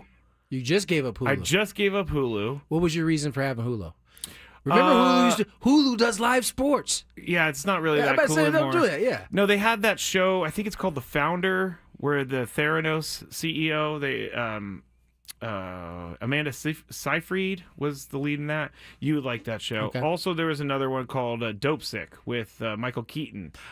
I That did is see a really good show. I've seen that once. I haven't It's seen all of like it. the history of opiate use in the Yeah. United States, and he was a doctor who started prescribing it, and you just kind of go through it and you see how addiction works and all that stuff. So I'm not going to get rid of that, or I just got rid of that. Cannot get rid of Netflix. Do you have Peacock? I do, but I have it for free through my phone plan. Okay, all right. I also have. Not getting rid of Netflix. I cannot get rid of Paramount Plus. I watch too much FBI.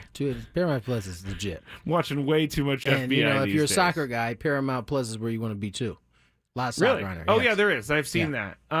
Let's see. Tyler says T-Mobile gives you Apple TV for free. Too bad I get a discount on my bill through Odyssey, so I'm not going to T-Mobile. Sorry, you get Peacock already. So. Jacob says Apple TV has really good movies and does. series. A great series. I've never seen any. A lot of of the series. proponents for Apple Plus. How much is an Apple first Plus of all, subscription? ladies and gentlemen, Scraby's a hater of all Apple products. Very true. He doesn't, he's a droid boy. So because he's a droid boy, he hates on all Apple products. No, he's got that wrong. No, he does. What I hate is the people who use Apple products because if you hate the people, you hate the product. Because they are so locked into this sheep type world that is the iPhone. You want to be the rebel. You want to be the rebel. You don't want to be you're not a sheep. Do you know the Android is the most used operating system on phones in the world? So who's a sheep? The iPhone people, No, because they will not. You just admit it. Thankfully, Apple has changed it so that we can now text each other without it being all cattywampus. So you still don't get the bubble when we're texting you. No, I see it. Oh, you see it? Yep.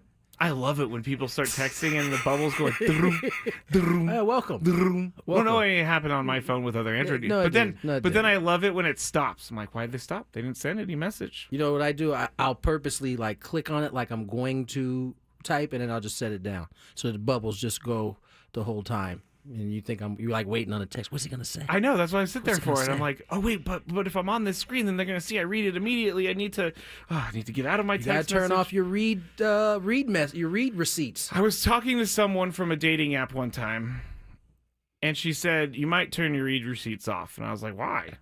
Like, who cares? What do you mean? Who cares? And now she goes, you got a time limit now. So you know what the joke I made back? I was like, all right, fine. I'll just wait an extra 2 minutes to open your text. We're not dating, so I think that's why. That's probably why. I thought it was hilarious. I wonder why. I thought it was hilarious. John says Team Android. Cyrus says he's a green bar. Droid boy is better. Droid boy. Oh, Apple TV Plus says $9.99 a month, which is too much. You think that's too much? Yeah, because I can't delete Prime because Prime has football. And they're going to have the NBA, and they're going to have... Well, I don't really care about that, but... You do. You care a little bit. Especially now that since you already have Prime. I already Are you have an Amazon user? Is that how you got your Prime through... Oh, I see. I used to be an Amazon user. Ah, so you have to you're coming out of pocket then. I'm against the Amazon ordering because... dude, what are you not against? Well, the Amazon ordering is I can't. Why do I see 5 Amazon trucks in my neighborhood at one time? Why do you care? Because they always park in front of my car. No, they don't. And I have to go outside and tell them to move. I feel like you love to be miserable. I really do, man. People have said that to me before. You're mad because Amazon's driving in your neighborhood. God forbid there's 5 trucks of Amazon in your neighborhood. Don't you think that's overkill? Don't you think all of those packages should be on that one truck? Those are all of the people who live in your neighborhood ordering stuff. You want the same guy? Put it on the same truck. But that's how it takes longer.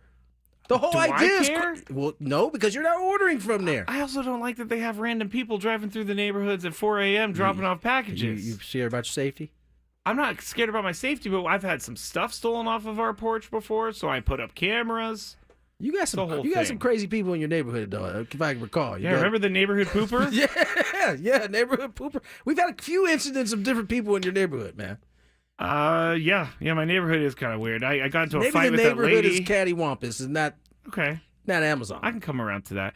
Bottom line is, I feel like this is barrier to entry for people who want to become soccer fans. This isn't a San Diego football club thing. This is an MLS thing. I will agree with from the standpoint of here you are, a new fan that wants to get in on it because a team has moved to your city. And you're reluctant to get in on it in terms of watching it because you got to pay. I think most MLS fans are already dialed into Apple Plus, but maybe you are siphoning off some of your new fans coming in for these new, because there's 2 expansion teams in there, or is it just San Diego this year? I'm not going to answer that. Great job. Thank you. You know what? I'm gonna start helping you by asking you those questions. No, you can't, because I'll just keep saying it. Depends on what time of day and how I feel if I'll try to answer that question. After getting beat up for the first 2 hours, you're like, I'm not answering that question. I'm not going to answer that question because I've said so many wrong things today. Clay says, Scraby is against anything that is currently making life easier. He doesn't want things easier. He wants things You're harder. right. That's a I great don't want AI. take. I don't want any of that. Why is AI everywhere? Okay, this is not the time. I just think that you should, instead of you just relenting the other way on it all the time, you should just maybe approach it with caution. You just are like, no, don't like it, can't have it, shouldn't be here, too much of it. MLS passes, according to Dr. Kolko, $40 a year. That's not bad. You got it? Do I have $40? I'm going to have to go through the change in the couch, but I have $40 to spend on golf balls. I don't know if I have $40 to spend on Apple TV Plus. Maybe you take a little bit off of golf. You buy golf balls often, I'm sure. No, I haven't bought as many lately because I haven't been golfing. And by the way, Tony, you want to hear something that's devastating? Sure. You know how every year the Torrey Pines, the Farmers Insurance Open, have their media day? Not having it this year? No, they are. It was today. And I missed the email during the break. Oh, which is good because I would have been here by myself then. Yeah, we would have had to do something else, but it's a bummer that I missed it. You went last year, didn't you? I did, yeah. Braden and I went last year, and we played with, I think last year we played with Paul and Woods. Oh, no, last year we played with Ben Higgins, and he was incredible. He's a shark. He is a shark. He's a shark. You don't let him fool you, man. He can play some golf. Never let a guy who carries his bag on a hard golf course like that tell you he's a bad golfer. Wait, he carried his bag? I believe he carried his bag that day. No one who carries their bag on a golf course like Torrey Pines is a bad golfer. Yeah, that's a guy who is like, next time I get a chance to play, I'm doing like the real thing. Like I'm carrying my bag. I'm not. Yeah, I've done the carry the bag thing because I like the walking. I would never go out on a golf course if you can't carry my own bag. Hey, well, you think those golf courses are collecting dust right now?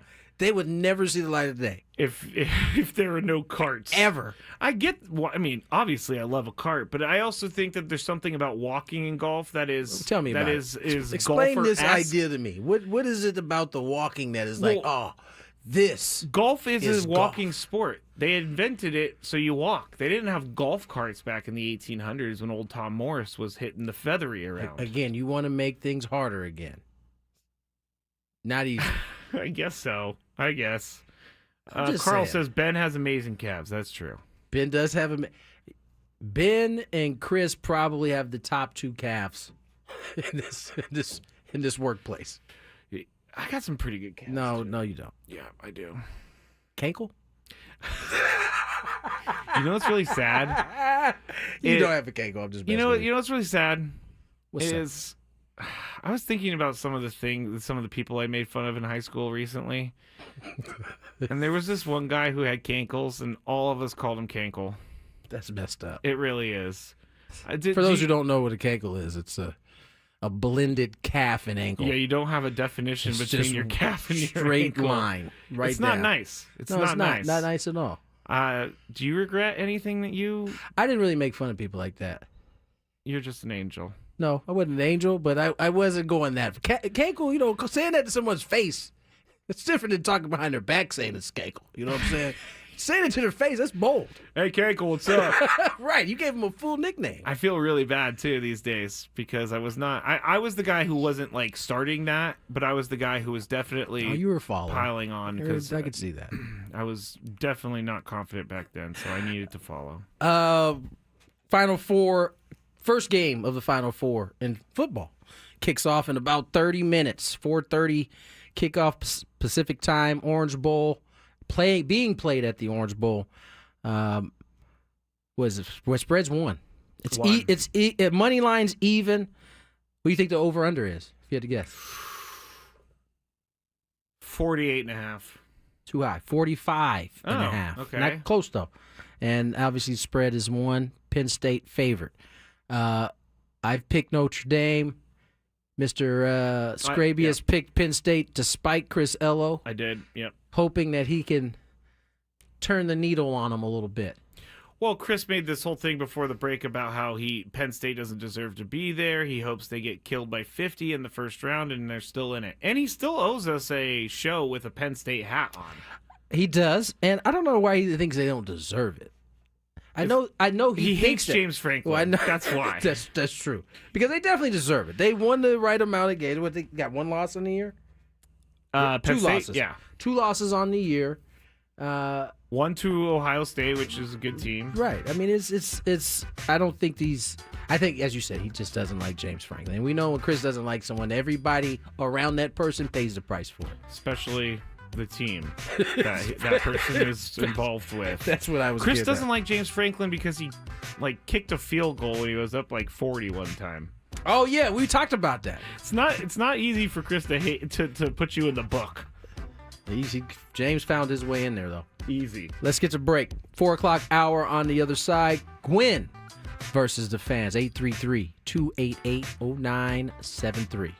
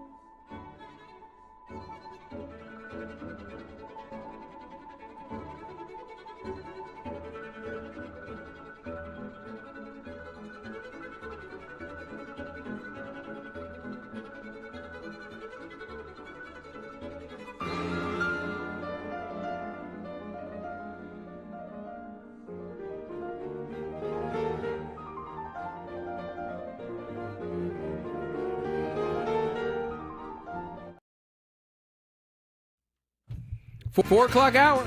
Here we go. Tony Gwynn Jr., Stupid Camera, and Matt Scravy. Stupid camera. Welcome you for hour number 3. See you, Adam Klug. Bye, Adam. Still waiting on Chris 401. Still was his plane landed yet? Let me see.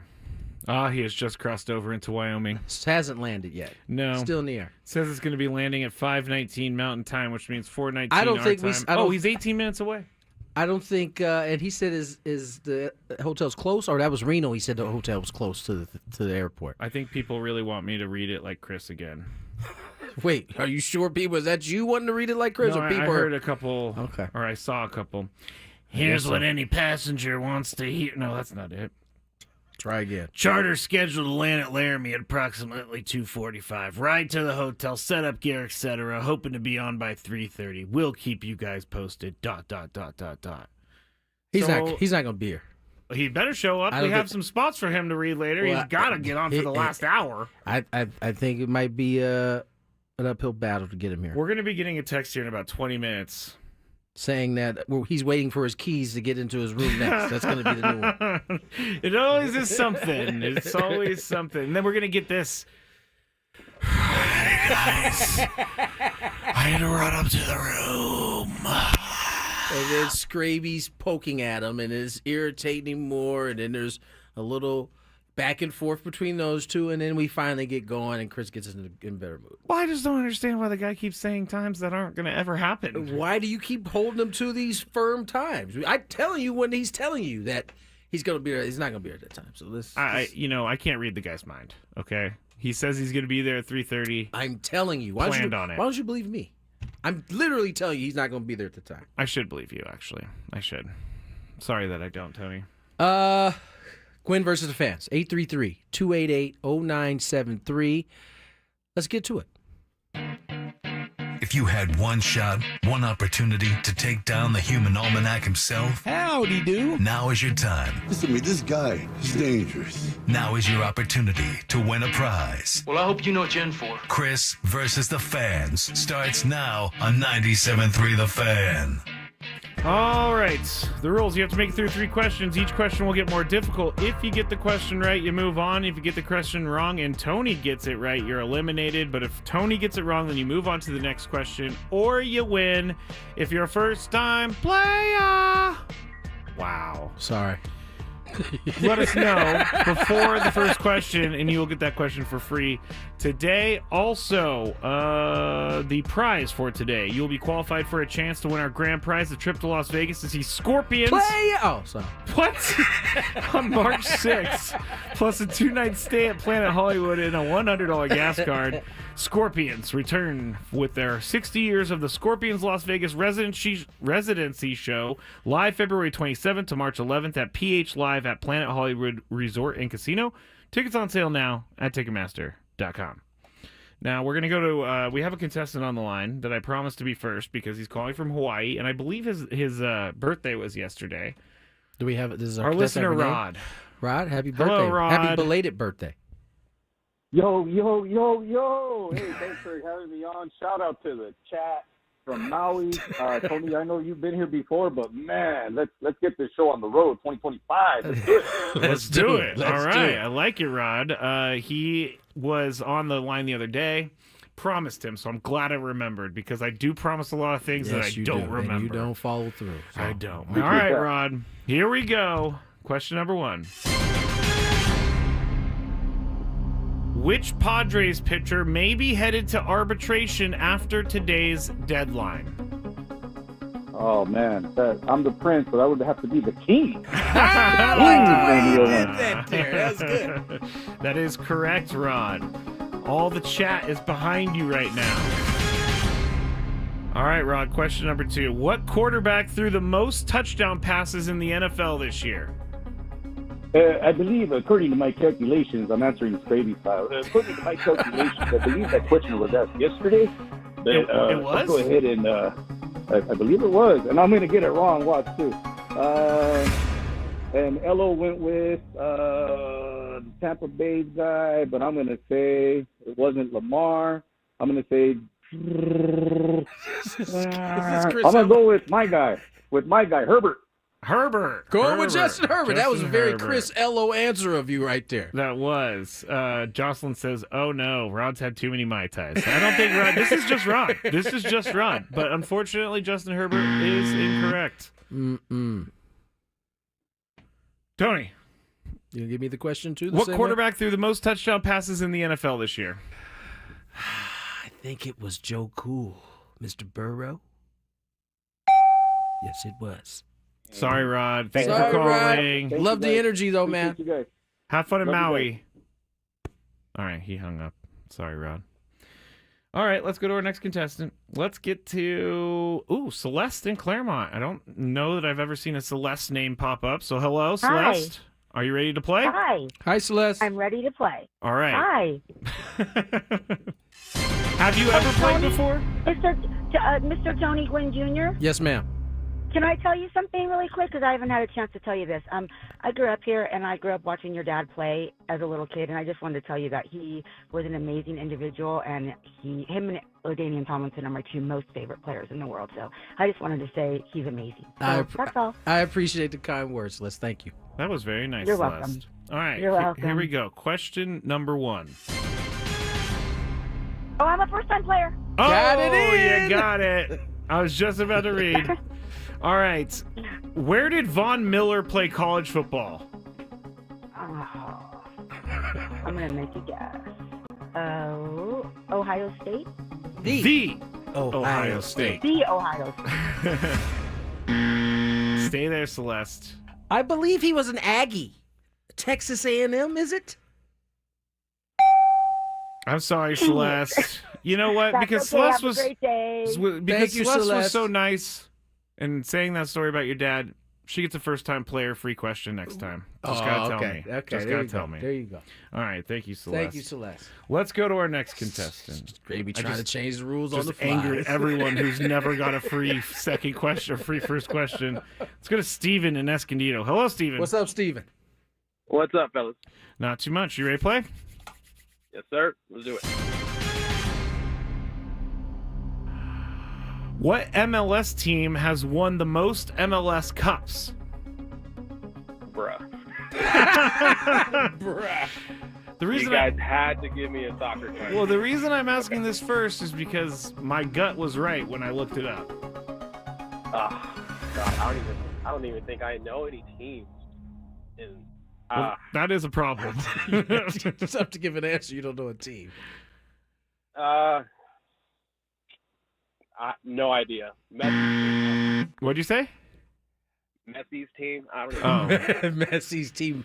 Unfortunately, Miami. not. No. Inter Miami. That is Messi's team. What MLS team has won the most MLS Cups? I'm just going to say it's one of the original joints, and I'll start with the one closest to this one, the LA Galaxy.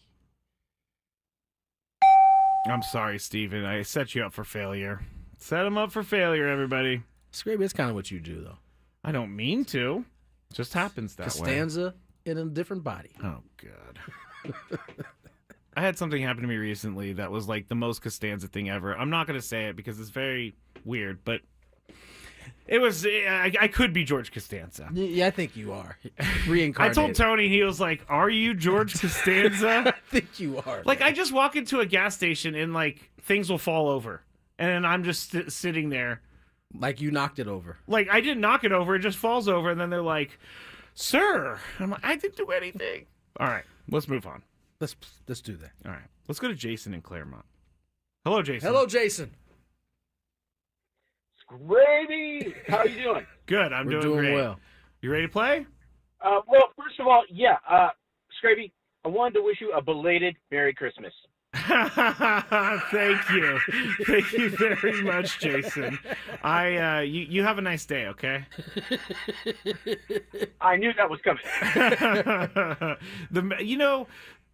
Hold on, Jason. The one thing I've realized He has to get this no. The one thing I've realized about being on the radio and saying things is that I'm giving so much ammo to people. Yes, you are. Yes, and you it's are. fine. I appreciate You're it. a walking billboard of ammo for you. Yeah, I appreciate it though, Jason. Thank you for highlighting it. Yeah, sure. There you go. And by the way, Yep. I'm a first-time player. Wow, he said it so loud that it even cut out the phone. Dang. All right, here we go. James Harden has played for 5 teams. Name 3 of the 5. 3 of the 5. Okay, let's go. James Harden. Was he in Arizona? Is that one of them? That's one answer, Arizona.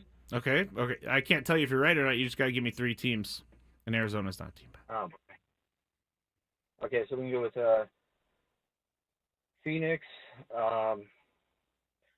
Honestly, I don't know. Okay, that's fine. That's fine. That's fine. It's fine, Jason. I mean, he's played for a ton of teams, so I don't know if Tony's going to get the right 3. I can name any 3. Any 3 of the 5. Yeah, we'll start where he's nice, OKC, and then he got real nice with the Houston Rockets, and then he started, wanting to be traded, and then he went to Brooklyn. I'm sorry, Jason. Philly. Merry Christmas, Then Jason. he went to L.A. There you go. Thank you. Please call again. Please call again. I feel bad when people's dreams are crushed by you. Hey, I'm just up here being Chris. All right, we need to go first time playa. Or tiebreaker. Yeah, because we've run out of questions, and it's 4:12, so we got to get going here. All right, let me give me a random person. How about the glove? Oh, Gary Payton? Yes. All right. Let's go to... I actually had no problems with the glove. That's what Michael Jordan said in The Last Dance. Oh, is that what he said? Because, in one of the last episodes, Gary Payton's going off about how he tired Michael out over the course. That's why they got those games after they went down 2-0, and they flipped to Michael. He goes, I actually had no problems with the glove. I'm sure you did. He didn't even call him by his name, with the glove. That is kind of funny. He was like, hey, glove, what's up? All right, let's go to our next longest holding caller, which will be Alex. Hello, Alex. Hello, how are you guys doing? We're doing Pretty good. well, Alex. We're going to play the tiebreaker round. Do you know how it works? I know how to play. I'm ready. All right, Thank so you. for everybody else, all I'm going to do is ask Tony for an answer of a number, like a statistic, and then Alex is going to guess whether the actual number is higher or lower than Tony's guess. So here we go with the glove, Gary Payton. I will just give this to you because this is a common question. 17 years in the league. How many? Oh, I guess since he was a defensive guy, how many steals did he have in his career? Ooh, I mean, they called this man the glove for a reason. That is true. He was pretty talented when it came to it. How many steals in a season? No, for career. Oh, excuse me, for career. Yeah, 17 seasons. Oh, my God. Gary probably averaged... Let's see. I got to get my calculator out. Probably average, let's say, 2 steals a game, 82 games. We're talking 161, 17. 17. You're just saying numbers. 20. Let's go 27-31. Wow, 2731 steals, 2,731 steals in his career. All right, Alex, is the actual answer higher or lower? Lower. Lower. You would be correct. Stay there though, Alex. Was I Tony, close? you were close. Your Chris impression was pretty good. 2,445 steals. What did I say? 2731. So 200 and something. So he off. wasn't. I just based it off 2 steals a game. So he was just under that. Yeah, he was averaging per season basically like 150 steals. One year, 95, 96, he had 231 steals in a season, which is a lot. He was tough. It was funny. I was watching. Only one defensive player of the year once? Yeah, well, he's a guard and defensive player of the year. I mean, it was hard to get defensive player. I mean, Michael Jordan's like one of the few guards to do it. Yeah. It's usually a big man type deal. It's funny. I was watching a special on white chocolate, Jason Williams. Yes. Okay. I had to think for a second. And he was talking about facing the glove for the first time, and it's pretty famous. It was back when Jason Williams' rookie year. He had a little hair on his head still. Okay. He comes down on a not necessarily a break, but kind of some early offense, and he like hit Gary Payton with a hesitation and like froze him. And as he's crossing him over, you can see Gary Payton stick his foot out to try to trip him. And he was so far gone at that point. He kind of left him in the dust, got the layup. It's one of his like standout moments his rookie year, is shaking the glove. That is pretty good. Trying to trip him as he went by. I mean, if you could shake the glove, you're doing something right. Yeah, it wasn't an easy thing to do. I actually liked the NBA back in those days. I shouldn't say I actually liked it. I watched it back in those days. You were like, how old? In 95, 96, I was 10. Yeah. So I was starting to Very get into impressionable. it. Yeah, in the NBA, my dad was watching it with like Michael Jordan and stuff. I mean, let's just face it. As much as I hated on Michael Jordan at that time, it was a fun NBA. It's a fun NBA now. It's just you got to get these 3-pointers out of there. You just got less of it. More. I'm telling you, there's only one way. Remove the 3-point line. No, dude, we can't go back to that. I would love to see one game without the 3-point line. It would be like 82-80. There wouldn't be a lot of good basketball players. That's true, because they can't play inside. It would just, it was like you're going to keep taking these long 2-pointers, basically. You're taking 28-foot 2-pointers. I guess so. Like, I mean, it's great. You keep shooting out there all you want. I'm going to get a little closer. Who's the guy? Was it Bob Cousy? What about him? He is a like former basketball player. There was someone who shot a lot of like threes back in the day, but they weren't actually threes. I don't know if it was Cousy or not, but that's a bummer. He must to be a great 3 shooter when you only get 2 for it. Yeah. All right, Alex, good job on that one. Alex, hang on the line. We're gonna get to break on the other side. Let's see. We have another story about a betting website that is being found to have maybe duped some of their users. We've seen a little bit more of that pop up here. Oh, yeah. Same company doing it. We'll get to it on the other side. Shocker. From the 855.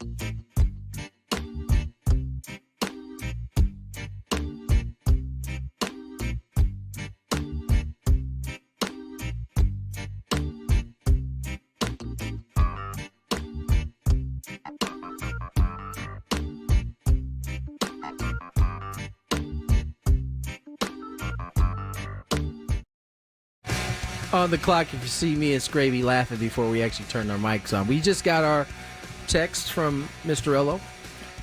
He doesn't know that we repeat everything that he texts us. He doesn't. He doesn't know. Sorry, guys, but flight took way longer than expected. Just landed now. And my next call was 5 o'clock. Or I said he wasn't going to be here at all. Yeah. So now he's on his way. We'll see. He's got a shot.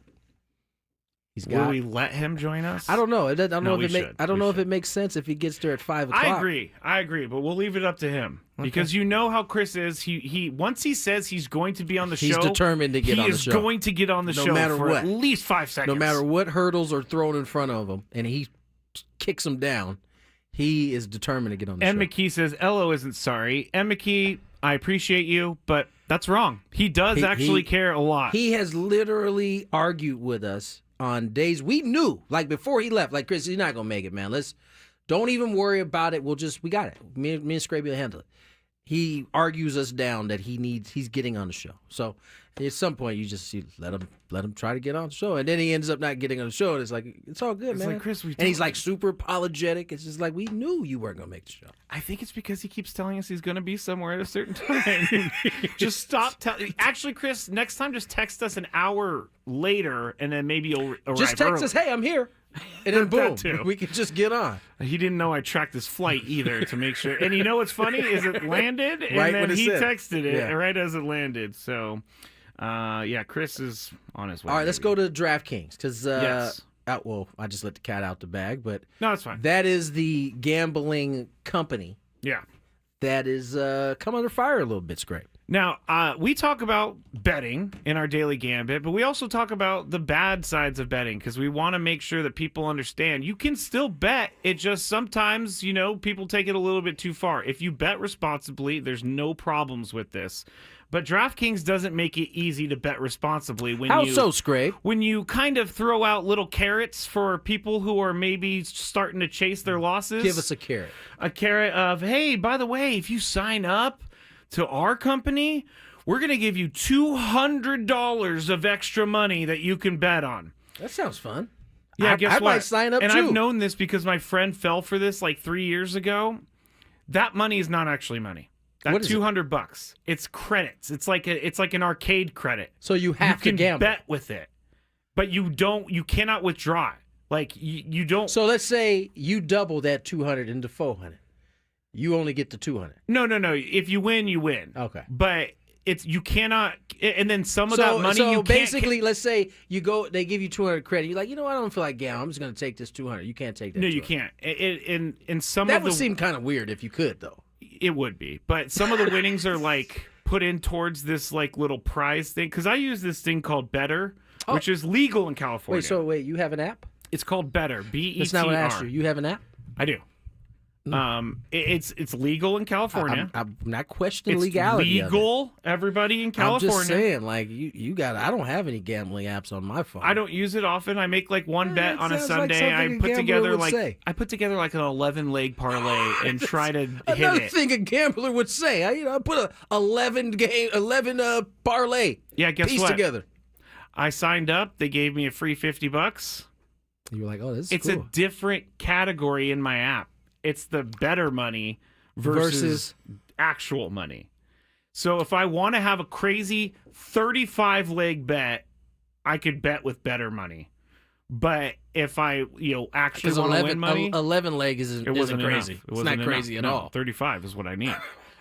But basically, okay, so back to the class action lawsuit that's being filed. Oh, this is a lawsuit. Yeah, being filed in New Jersey. Quote from the... Wait, before you say, DraftKings already got dinged for something earlier. Like, maybe not this year, last year.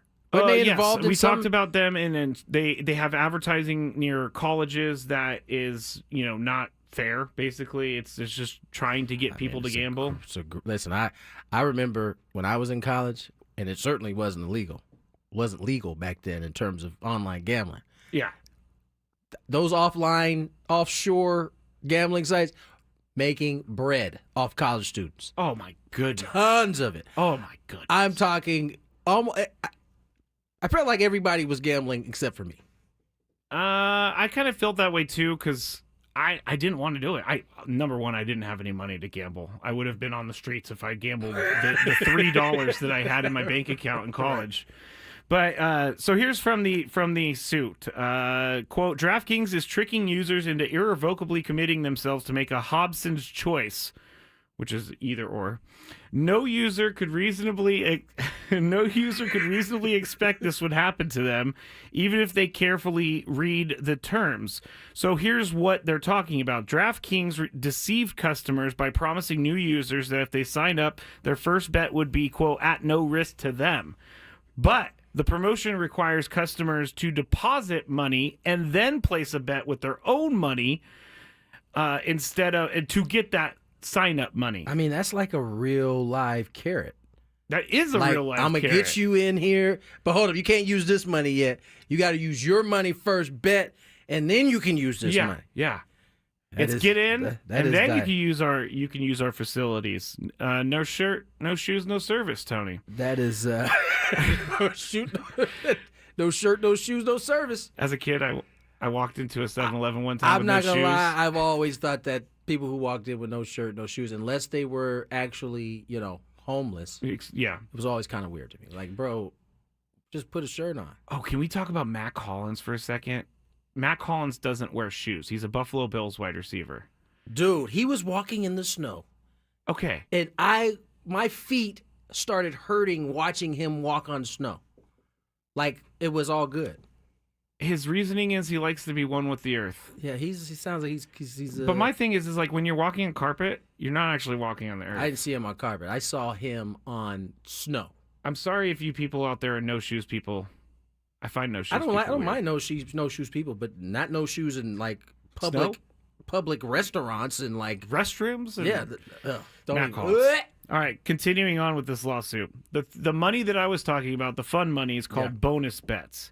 And the complaint also says that successful wagers made with those bonus bets don't pay customers as much as winning bets made with U.S. dollars. So there's different So odds you can't for even it. win the same money with the funny money. Yeah, you can't even. You get different odds, and if you have to like read every single line in this, user agreement. There's one other thing that I wanted to say because it was. I've lost it now. Anyway, bottom line for me is that I'm glad that these things are happening because A, someone is holding these companies accountable, and B, it's education for all of us. We need to know these things because when I see on TV $200, bet now, we'll give it to you. Sounds like $200 is in your pocket. I'm honestly to bet with. I'm almost picking up my phone to try to do it. It's not real. So I'm happy that these suits are happening. I'm not sure what's going to happen with the decision of the suit, but yeah. So there you go. That's the complaint, the class action lawsuit. New Jersey is where this is at right now. Yeah, that's be careful, ladies and gentlemen. Oh, here it is. Sorry. DraftKings uses misleading advertising tactics to attract customers that are most likely to lose a lot of money sports betting. In other words, marks. So they're going after the people that are going to. Marks, a.k.a. suckers. A.k.a. money pits. A.k.a. we don't care if you lose your family. Yeah. I know that went a little too far. You typically do, but it's all right. Let's get to break. On the other side, Scraby's got a big five locked, loaded, and ready to go. More Gwynn and Chris on the other side.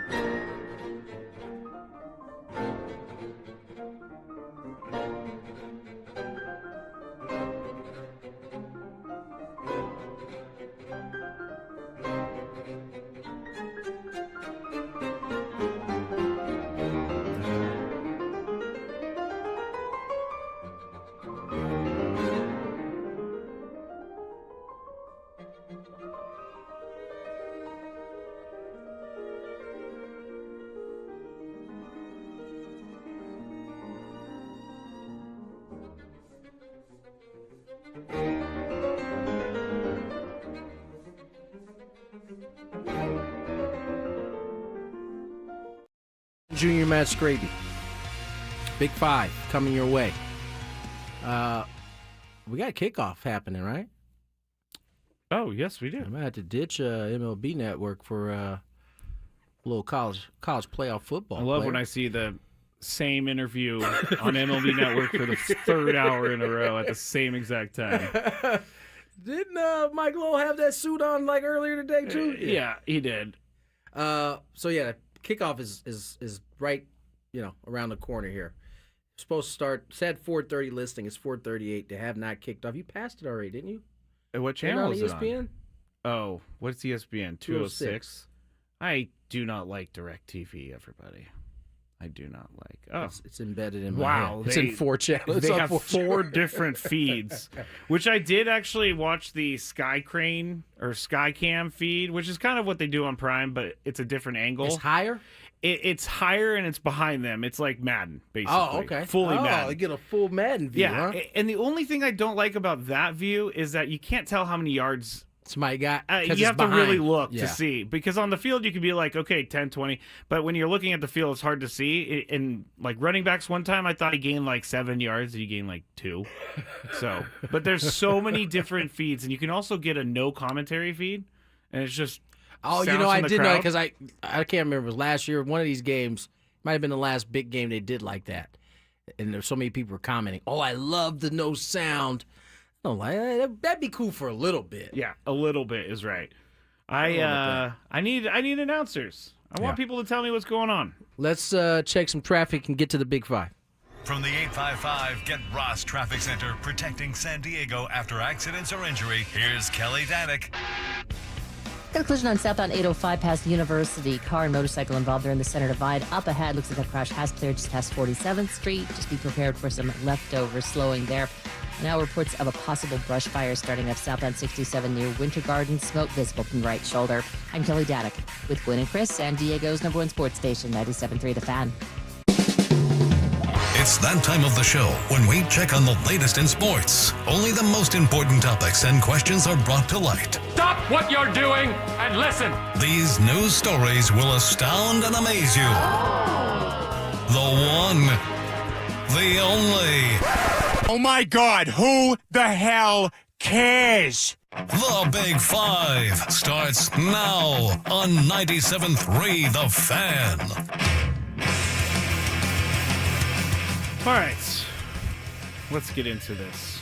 Number 5. Did you remember the Dirk Cutter? Does that name sound familiar to you? Dirk Cutter. Why do I know that name? You'll know as soon as I tell you. Cutter. He used to coach in the NFL as the Tampa Bay Buccaneers head coach, and he was most recently the offensive coordinator for Boise State. Yes. I can't see his face, though. He's going to be in the Big Five, and he is talking about how Oregon may have tampered. Shocker. What's his name? Dan Lanning? Doing something wrong? Number 5. Tony, there are 5. Why are you looking at me like that? Go ahead. There are 5 players right now, or I'll say 4. 4 big name players right now on the free agent market still. And those names are Pete Alonso, Alex Bregman, Anthony Santander, and Jurickson Profar. Who are you most surprised by still being on the market? I mean, you just named Santander, Bregman, Alonso, and then Profar was a part of that. I don't know that I'm surprised that they're on it still. I mean, it's especially the big ones. It's January, 8th, 9th? 9th. I probably would say Bregman is the one I'm most surprised about. Alonso, I always thought he's in a weird spot. Like, he clearly is a slugger. That's what he does. But I don't know, there's just something that I could see why teams are not like jumping out there for that. Because I think it's a certain team needs to bring him in. You need that's a specific piece that you're looking for. Yeah. That might not be everybody's cup of tea. So yeah, I would say Alex Bregman is probably the biggest surprise that's still out there. I wonder why Anthony Santander he had a great year last year. Is he asking for too much money? Do they not think this is going to continue? Pull up his numbers. I got you. Because he hit over 40 home runs. I'm getting them now. Keep making your point. All right. 44 home runs. He hit 235. No, I don't want you to look this year because we know what he did this year. Look at the previous years. What did he do those years? All right, 2023, he hit 257. He had 28 home runs, 95 RBIs. Year before, 33 home runs, 89 RBIs. Great year. 2021, 18 home runs, 50 RBIs. How many at-bats that year, though? That specific year in 2021, he had 406 at-bats. How many did he have those other three previous 647 years? and he would have got to those. 656. He would have got to those numbers if you'd have gave him that many at-bats. I'm pretty sure. Maybe not RBI-wise, but homer-wise. So what you're illustrating to us is that he's pretty consistent. Yeah. I don't know why. I mean, remember the first year out of the collective bargaining agreement? How the first free agent we had, everybody was like flying off the board. Yes. Everybody's like, oh, awesome. We finally are getting the type of free agency we think baseball should have. These last two have been kind of duds. And I know last year had the likes of Ohtani, but it was really Ohtani and maybe whoever the next guy was. Was Judge up? Was that the same year? I think that was 2 years ago. But, I don't think outside of the big dogs, we've seen like a fast and furious free agency. I'm not sure why Santander is not there, why he's still on the board. I think his price tag has gone up. He's probably the outside of Bregman, the next best one, I would think. Oh yeah, definitely. In terms of swinging a bat. P. Alonso, I mean, I like Santander a little bit better. All right. Number 4. Now we're talking about Dirk Cutter. Oh, by the way, I just got an alert that they did move the game from LA to Arizona. It is happening. There it is. So we'll get into that. Yeah. Some more developments have kind of popped up since we last spoke about it. Yes. Dirk Cutter was the Boise State offensive coordinator this past year, and he thinks Oregon is tampering. He said Oregon offered one of the team's players $700,000 in a tampering effort to get him into the transfer portal. Here is Dirk Cutter on Bronco News Nation talking about it. One of the Boise State players last week got called up by the Oregon Ducks. Somebody representing the Oregon Ducks and offered $700,000 after he's been developed by Boise State. I mean, and I can't imagine he's even getting half of that at Boise State, probably. I guarantee you he's not getting half of that. Yeah. So it's just going to get tougher and tougher to compete. But players are happy. You can live a great life in Boise, Idaho. All right. Well, we had time earlier. We're not going to play the rest of that. But basically, the news that I'm looking to talk to you about is the $700,000 he was offered by Oregon in a phone call. I'm not going to say should they be penalized or anything like that. The other interesting thing I thought was he was talking about how a lot of schools, maybe Boise State, maybe even a San Diego State, are now the development schools. And then their good players are going to leave for bigger money. Because he said his budget for Boise State is $2 million. There's rumors that $23 million is the budget for Oregon. So they can split $23 million across their players. Phil Knight is the alum there. He is. I know. You could say the alum. You don't have to even mention any of the other alum. It's just Phil Knight. Yeah. The guy who started Nike. Right. He has plenty of money. But so he was going in the direction of college will never be the same unless they put something like a salary cap in play for these teams. Tony's head just went to the floor. All right. I don't know that we can keep we need to stop throwing stuff on top and start kind of dealing with the guts of the situation. I was going to say, is the salary cap going to happen? I don't think. Penn State just had a 2 long runs run. and they slicing up Notre Dame early. I just think that they need to figure out. There's a lot of other things they can do to help the situation. Because honestly, I don't know that the effect of Oregon offering extra money or, whatever these other things are that are extra. They need to handle, first, not allowing transfer portals to be open before the season ends. Not somehow coming up with a way to not allow, certain types of movement to happen, at certain times. I think there are a lot of things they could fix first and then see how the system's working before you start adding more on top. I can agree with that. Yeah, you need to fix... Because here's what we do know right now. All of the major joints that we're talking, usually, they're not in this right now. Alabama, Georgia, so there's a case to be made that, there's room. Now, I'm not saying Notre Dame and Penn State don't have big pockets as well. Certainly, I don't think they're as big as the other ones we're talking about. I think there's always going to be haves and have-nots. Doesn't necessarily guarantee you success. True. Very true. Fix the other things first before we start Crawl adding. before you walk. Indeed. I mean, a salary cap does make sense. I was going to say, I was starting to come around on Dan Lanning, too.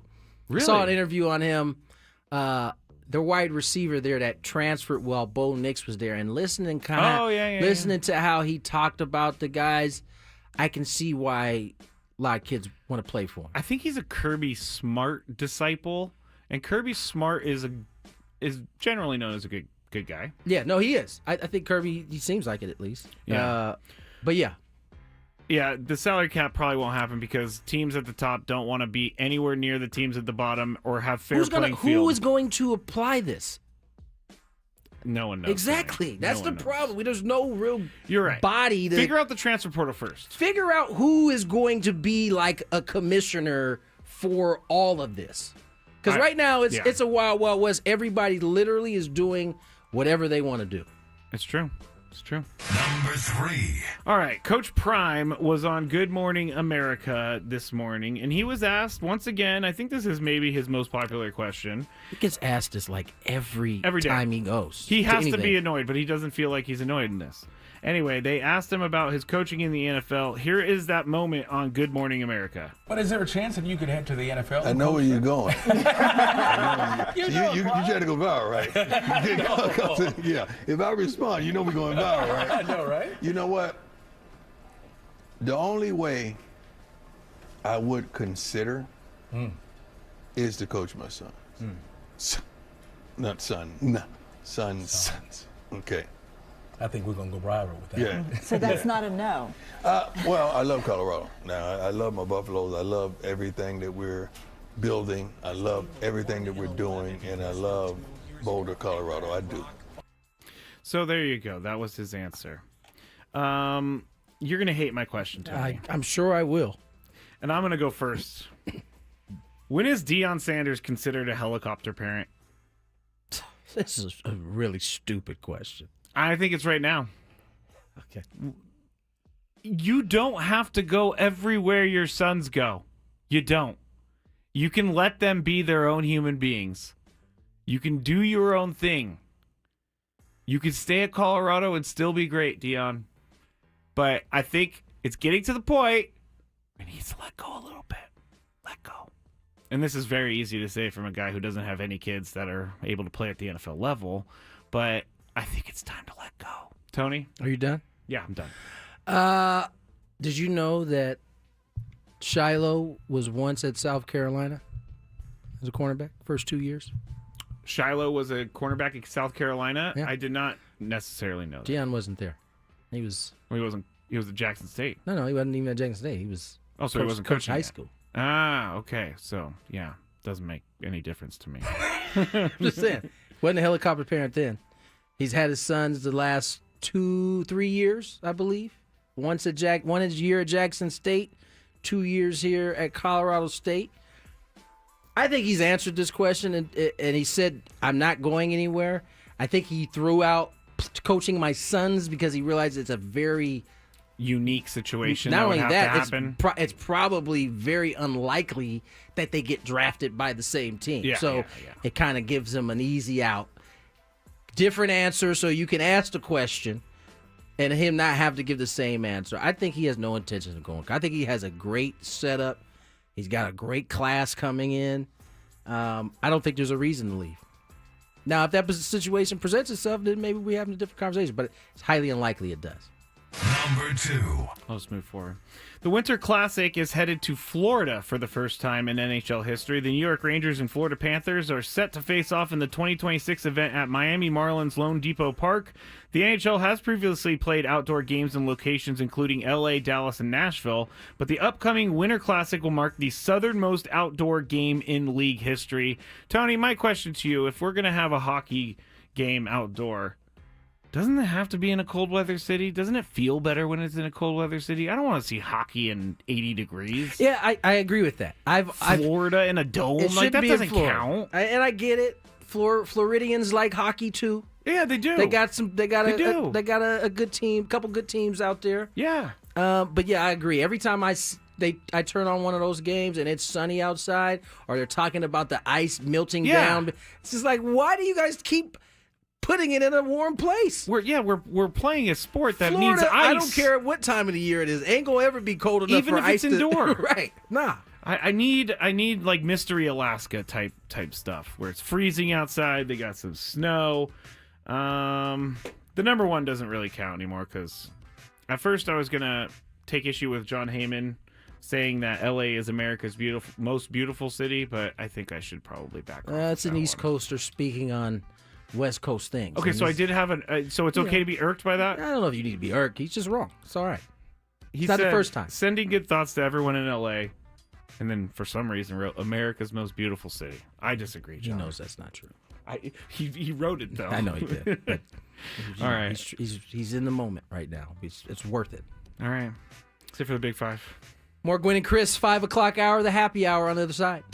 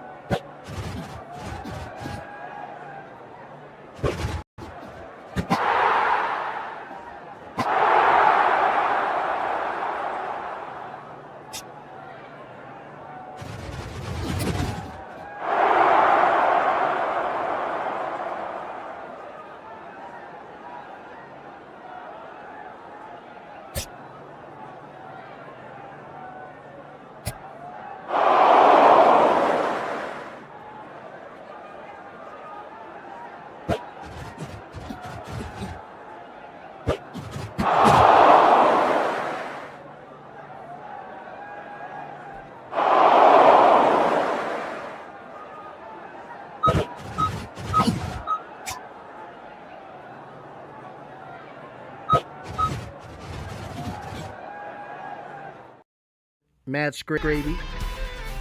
Crisello still finding his way to the hotel. We haven't got a new text, have we? No, I texted him back. I kind of tried to put him at ease a little bit. I just said, "Don't worry, don't rush or anything." But I know that he's going to rush, so I'm For just sure he is. putting it out there. He's definitely going to rush. And it's also 10 degrees there, so He might not rush because of that, because he's stuck quite cold. On a much more serious note, it seems like things aren't getting any better in Los Angeles. Both, or at least the Rams game, has been moved to Arizona. No word on the Charger game yet. Remember, well, they're in Houston. Oh, that's right. They're in Houston. That's right. Yeah. So the Rams game, I said Chargers earlier. I meant Rams earlier. Rams and who is that? Rams are playing Vikings? Yes. Rams will play Vikings in Arizona now. Looks like there has been, they canceled was it in the Chargers media that they canceled, or was so I have a friend who is a Rams season ticket holder, and she's been keeping me up to date on everything. And she texted me, Rams canceled their media availability after practice so everyone could get home because there's a new fire in West Hills. Yeah, where a lot of players and coaches live, and they could see the fire from the practice facility. Yeah, so that is the newest evacuation order. It sounds like in Los Angeles as the fires continue to really rage up north right now.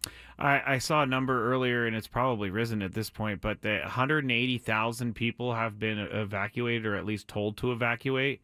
Yeah, it's crazy when you see these maps, Tony. It's like there's the fire is just surrounding the city, and I hope the wind dies down at some point. About 10% contained as of Thursday afternoon. Just some of the numbers that you're getting are just mind-blowing. Officials said Thursday that more than 9,000 homes, businesses, and other buildings appeared to have been damaged or destroyed in the Palisades and Eaton fires.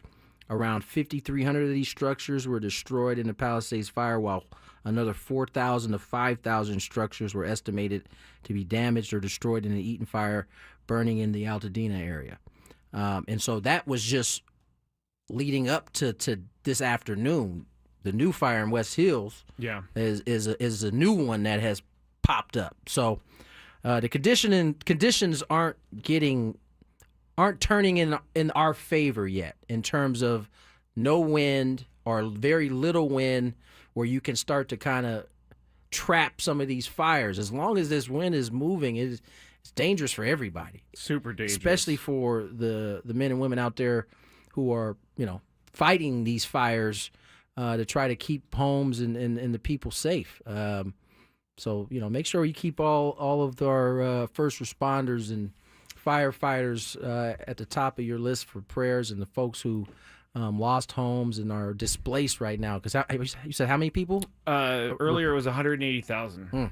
And if anybody understands the devastation of wildfires, it's San Diego. I mean, in the last 25 years, there's been two major wildfires here in both town. of these two areas, for as much as we bicker with one another, we have this particular thing in common. We do. And this is the time we kind of, as I said earlier, beginning of the show, you can kind of put all the rivalry stuff to the side, and if you can help, please do so, because there are a lot of people in need of it right now. Yeah. Yeah, and the other thing that really, and I know that people are there too, but a lot of animals are displaced. Yeah, no, listen, and that bothers me. But it's all encompassing, right? Yeah, you're right. For a lot of people, animal lovers, dog lovers, cat lovers, whatever it is, those things are for many people are part of their family. Of course. It's not just a throw off to mention those type of things. I'm not joking. Like, it would be very hard for me to leave my house if I didn't have my animals with me. Yeah. I don't know that I could do it. I mean, it would be terrifying to do that. So hopefully it doesn't happen down here anytime soon. No. Currently 0-0 game in the Notre Dame Penn State matchup. Both these teams pretty evenly matched up through the first quarter. First quarter of this, half a quarter of this game.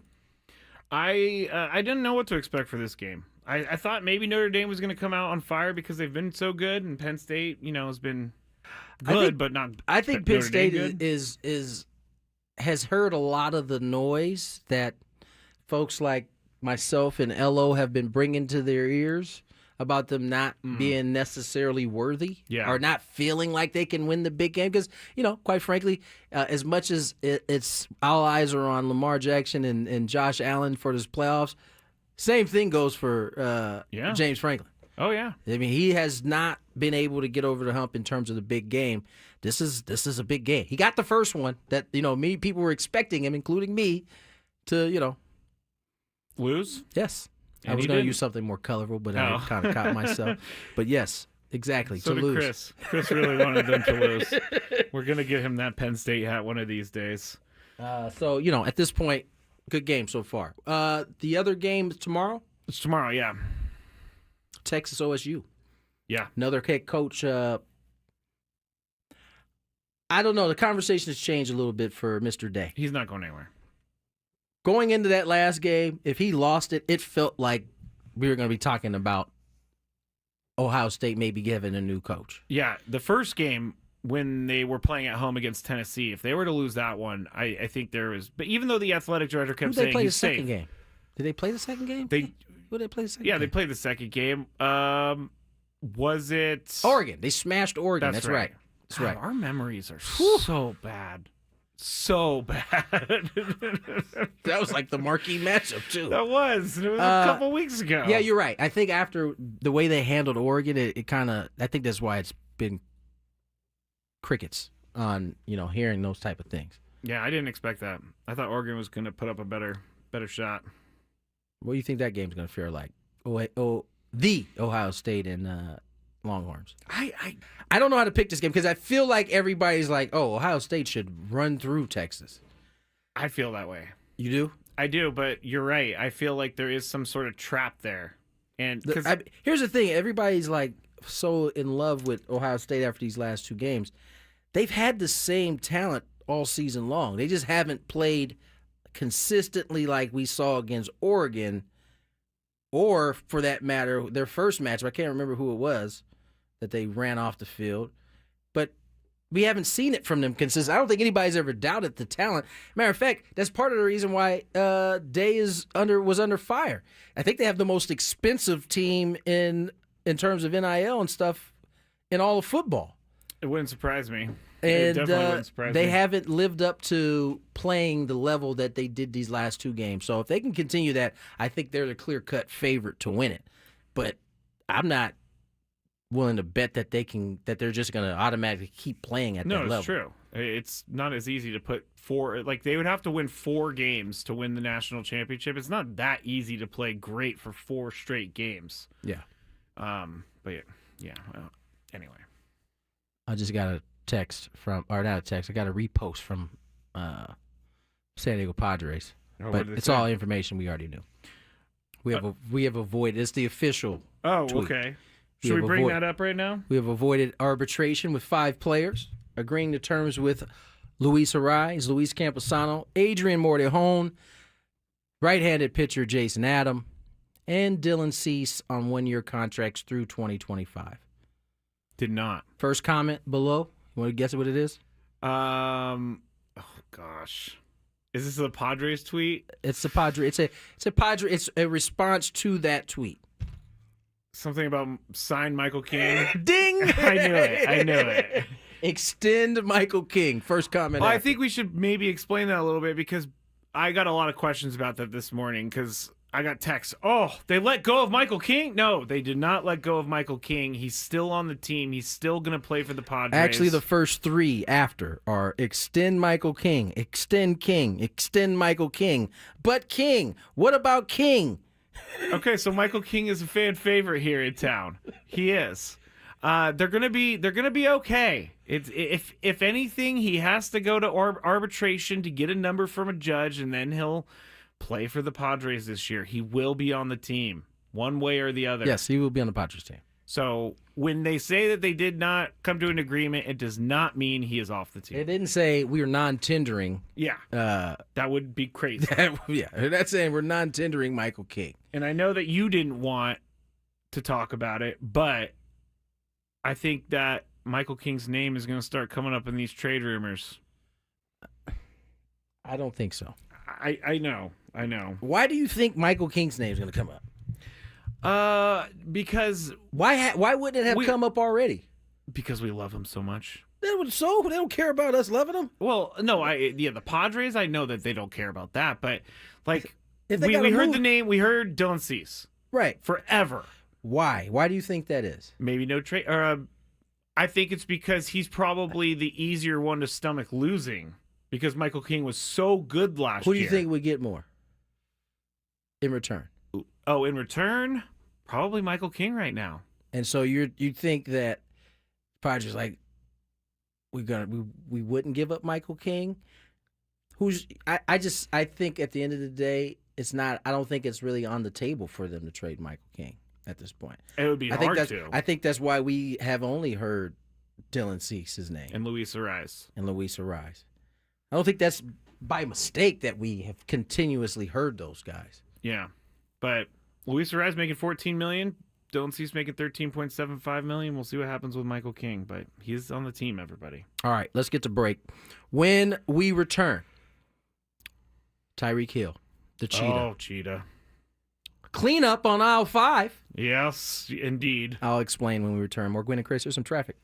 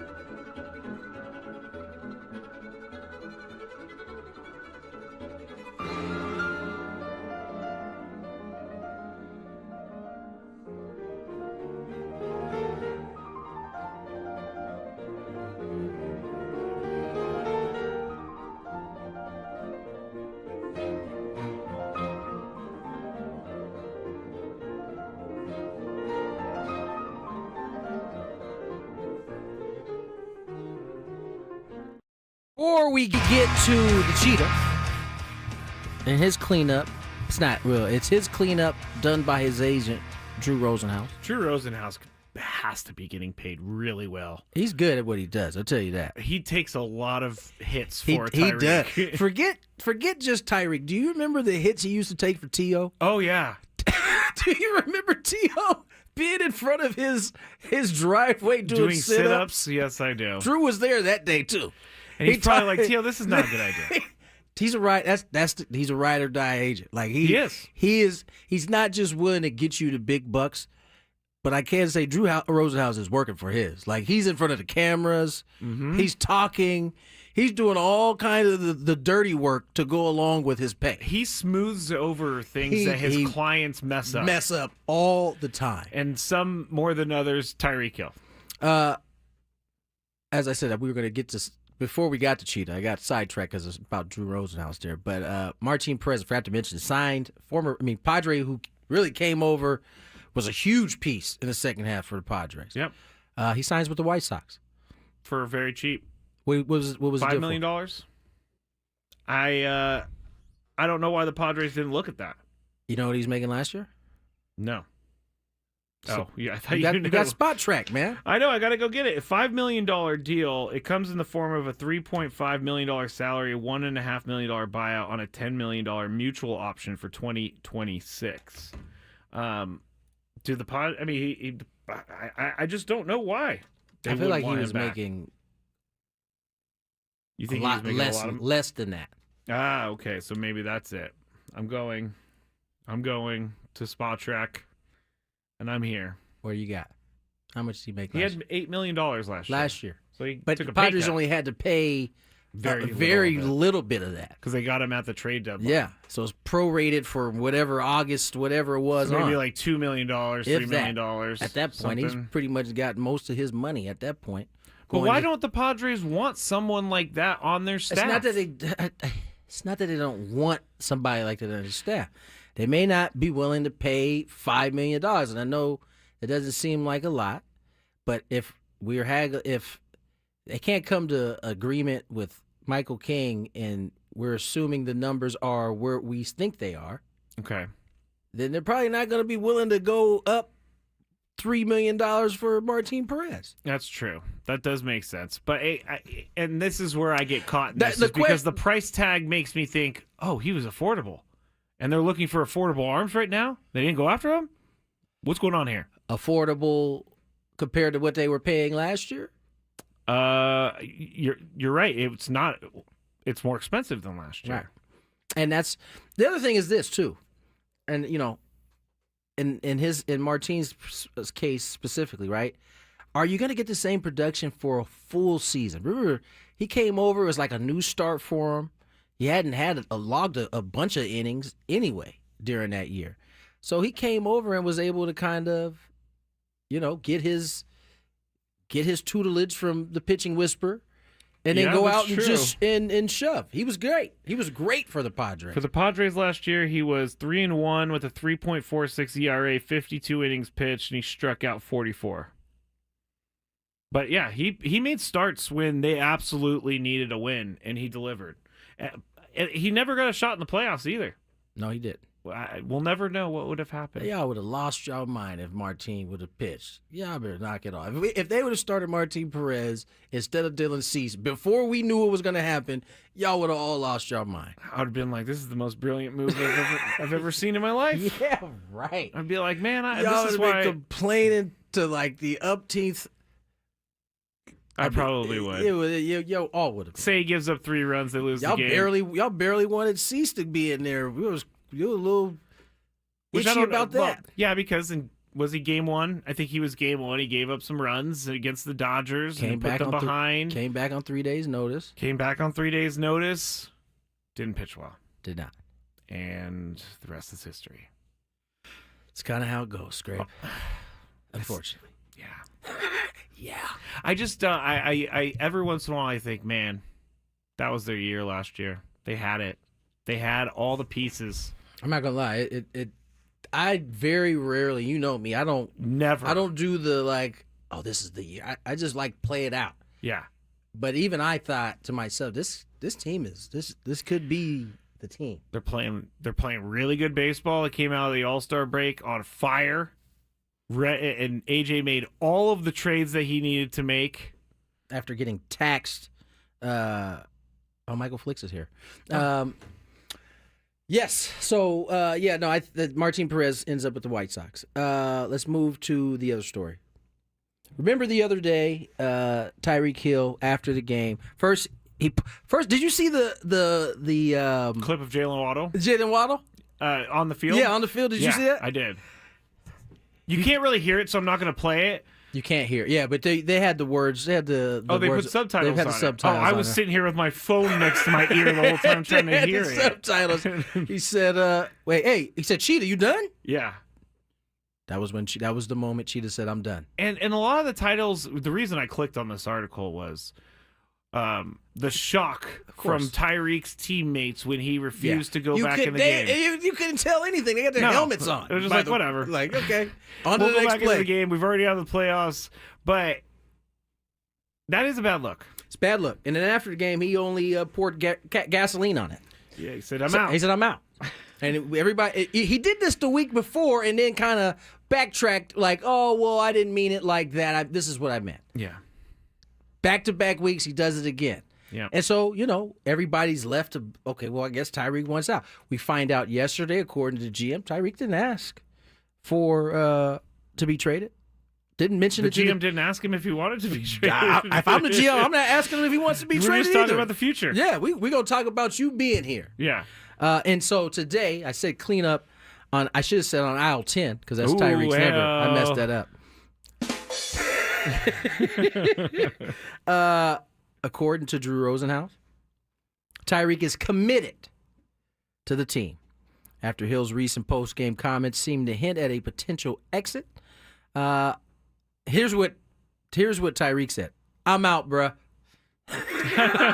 He did. It was great playing here, but at the end of the day, I have to do what's best for my career. That's pretty clear. There's no, I don't know how you can sidestep that. In this one. During an appearance on Mr. Pat McAfee's show, Rosenhaus dismissed Hill's comments as the emotional words of a frustrated competitor.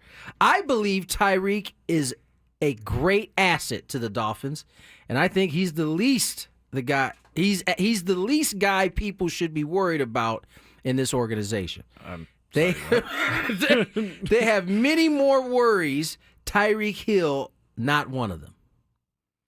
I don't know if I can agree with you on that. I do Mr. not Rosenhaus. agree with you on that, Mr. When your Rosenhaus. best player has said in back-to-back weeks that he has insinuated that he wants to be traded, and then does it this very next week, I'll read it again. I'm out, bruh.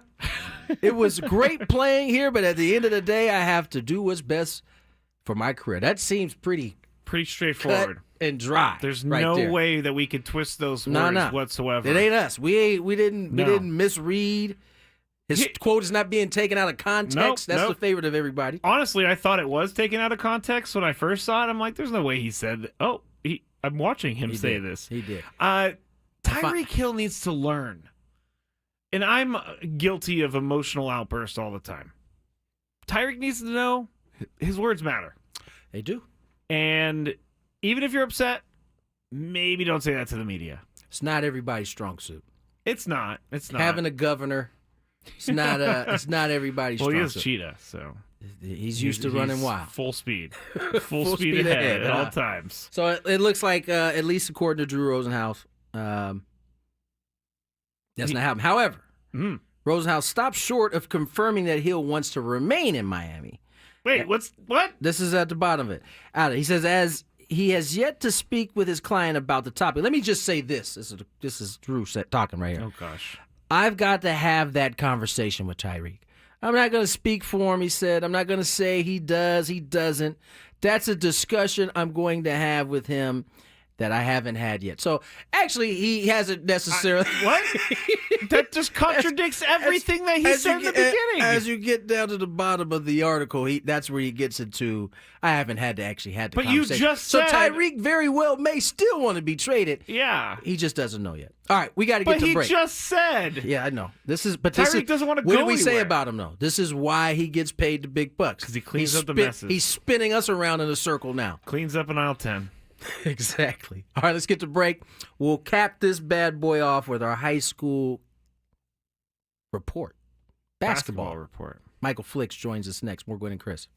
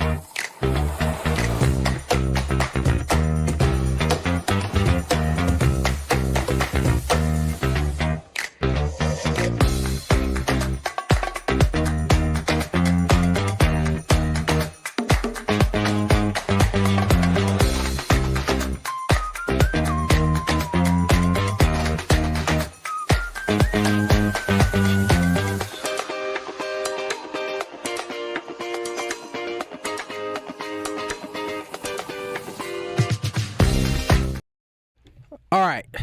First, before we get to my guy Michael Flicks, talk a little high school basketball, got to go back to Chris Ella. Because I told you guys at each turn what was going to happen. I predicted earlier when he first told us he would be here that it wouldn't get done until about 4, I believe. Gravy was saying 3:30. I was saying 4. Well, he texted us 3:30 this morning. Right, he did. And then after the flight was supposed to take off, we get a text from Chris, and he said, flight's delayed. I won't be there. And I was like, told you. And then my next guess was that, you know what, he ain't going to make the show at all. And lo and behold, that's exactly what happened. I'm a clown. That's not right. I will read you what he sent us. He said, sorry again. Bus took us straight to dinner. Nowhere for me to jump on. Appreciate you guys covering. Sorry again. I'm on all 4 hours tomorrow. So there's Do we that. believe him? Yes, I do. Because it's Really? the second day. I told you. The first day of travel, he doesn't know. It's a coin flip. May get him for a couple, may not get him at all. Second day, he's already there set up, we get him. 4 hours. That's good. Yeah, it's true. So I have no problem. I don't actually enjoy kind of doing the commanding of the show. No, you're doing a fantastic job. It gives me more reps. I enjoy this. All right. I another development. I asked him where he went to dinner, just because I ask weird questions like that. Who knew that Laramie had a chop house? They got some. Laramie's like the tiny town. I understand that, but they got a lot of good cattle and stuff out there. So that I'm is saying, true. like, they got the means to do it out there. They got the right kind of animals out there. I mean, I guess miss the show He or probably go did. have a delicious steak. Okay. Exactly. It's one that he probably doesn't have to pitch in Or on. I'm sorry, either. go do the show or have a delicious steak. Real quick, the Penn State. Gravy. Sorry, go Your ahead. hand signals are I know, confusing me I know, right now. I know. Penn State down on the 3, 3rd and goal. Tight end dropped a pass, so they had to settle for 3. Notre Dame has the ball currently driving the other way at about the 45 right now. Come on, James Franklin. You're in the semifinals. You're on like the 2 yard line. Go for it. You want him to go for it in the Pin first. him all the way back. Why wouldn't you want to do that? Not a bad idea. Hey, Dan Campbell proves that you could go for it on fourth Well, down. that's why Dan Campbell's in NFL, though. Okay, true. All right. Very true. Let's get to what we really came to this last segment for. Michael Flicks joins us here. He comes on. We've been away for a few weeks. We had our break. Over that break, before we left, we talked about the Holiday Classic that is one of the biggest tournaments. It's the biggest tournament in California. It's one of the biggest in the nation. Michael got a chance to go see a few of those games. A lot of San Diego flavor highlighted into that tournament. First, how are you, Michael? We gotta get his mic. Come on, man. Here we go. No, I think It's the other one. There we go. we Yeah. do this every week. This one? Yeah, there you go. That's Cool. my bad. Well, I'm doing well. I can't complain. Christmas was good. New Year's was good. Family's good. Kids are happy. I can't complain. I hear Everything's that. good. Everything's good. You got to watch a lot of basketball. A lot of basketball. During that. So we highlighted the 2 top teams out of San Diego being in it. Montgomery and Carlsbad was the other. Talk about how they did. Both teams, neither team won the championship, and Carlsbad won they were the tournament champions last year. They weren't in the top bracket. No, they right? both were. They both were in the top bracket. That's They right. both were in the national bracket, and they both played well. Both teams played well pretty much every game in the tournament. Jay Serra from San Juan Capistrano, they beat both Montgomery and Carlsbad on back-to-back nights. and then went on to win the tournament championship. Okay, so I they mean, both lost to the champion. right. Of the whole I mean, tournament. you never want to lose, but if you lose to the champs, it's like, I mean, we've lost to the team that beat everybody else too. So I mean, it's like, you know what I mean. But yeah, San Diego High won the mayor's division, and Francis Parker won the governor's division. Now, San Diego High, I don't know that we might have talked about a little bit in your first 2 times up here. I don't recall talking about, who was the other one you met? Francis Parker. They kind of came on the scene a little bit in this tournament. It was kind of like their coming out party for both of them. For sure. San Diego, I think everybody pretty much assumed that once they got a few games under the belt and got rolling, they were going to be a pretty good team. And Francis Parker as well. We just, I guess, had a few questions because they're better players or sophomores and they're younger guys. But both of them have got all their players on the floor and really hit their stride in the Holiday Classic and took championships home in their respective divisions. Now, I'm going to take you off the path a little bit of San Diego per se. Who, in that tournament as a whole, who were some of the players that stood out to you? Not necessarily guys from San Diego. I mean, you had some of the best from across the country coming out here for that tournament. Not going to lie to you, I'm not the best with the out-of-town guys' names, but he was number 3 for Jay Sarah. He was about like 6'5", 6'6", long guy, long hair, like locks, I want to say. He played really well. Honestly, I was really paying attention to the San Diego teams. Give me the San Diego guys. JJ Sanchez played out of his mind pretty much the entire tournament. He went over 2,000 points while in that tournament for his career. Of course, not in the tournament alone. He's from Montgomery. From Montgomery, correct? yeah. Okay. Plays like Luka. Not Luka Doncic. Plays like a Joker. Like Jokic from the Nuggets, but with his back to the basket, a lot of passes. His 3-point shot is real knocked down now. He's very good. What's interesting about Montgomery is that they pretty much are all the same size across the board. They're not small, but they're not super big. They're all about 6'4", 6'5" across, and they seem like they're all interchangeable in terms of where they play on the floor. Yes, pretty much. Devin Hamilton, he's always like around the basket and like playing from like the low post to the high post. But outside of him, and even him, he steps outside sometimes and handles the ball just a little bit. He can push it on the break. You know what I'm saying? You watch your head, too. Devin will come down and dunk on you. I've seen that. Yeah. Don't want to be under the basket. Now, we got to talk about Jake Hall. He had a pretty impressive tournament himself. Absolutely. Back-to-back 40-point games. And Jay Sarah and I believe Georgetown Prep both had multiple players that are going Division I, and neither team had anybody that could cover Jay. He was torching them. Yeah, he, like I said, back-to-back 40-point games, and could we stop that for a sec? Absolutely. This is a high school player back-to-back 40-point games. What are the quarter lengths in high school? 8 minutes. 8 minutes. Oh wow. Yes. So That's even crazy. I'm saying you either efficient or are you putting them up to get to 40? You got 16 less minutes than an NBA game to put up 40. Now he's very efficient. Yeah, very efficient. He doesn't waste a lot of motion. He's not one of these kids that like he's really. He's at Carl. Is he at Carlsbad? Yeah. Okay. He doesn't waste a lot of motion. He doesn't play with the basketball. Like he gets to his spots. He rises up if he needs a head fake. Like he uses a lot of head fakes. See, that's a little different feel than a lot of these kids with the game. Everybody wants to get in their bag. Mm-hmm. How many of these guys can get it in 1, 2, 3 dribbles? It sounds like that's kind of Jake Hall's game right there. And JJ Sanchez too, for that matter. JJ Sanchez plays a very, very efficient brand of basketball. He doesn't, like I said, he doesn't play with the basketball. He makes quick decisions, and even if his decisions take a little longer to develop, he almost always makes the right decision. Now, over the break, I didn't get to see any of these games in person, but I went to the barbershop. Was there early. I was about 7:45, get my hair cut, try to get in, get out. And I saw about 2 or 3 Mission Bay boys in there. I think their coach was in there getting his hair cut at the time. And sure enough, you sent me kind of the layout of what you want to talk about, and I see Mission Bay is on there. Talk a little bit about this team. I know we went over them a little bit, I think the second week you were here, but how did their break go in terms of the way they played? They played well. They had a really good holiday break. They played well in the Torrey Pines Holiday Classic, and they won the Lions Cub Classic that was hosted by Sweetwater High School. I remember that tournament. Yeah. You know Coach Olive, who you guys spoke to about the tournament, about the Torrey Pines Holiday Classic. When he saw Mission Bay's team, when he played against them, Mission Bay beat Torrey Pines.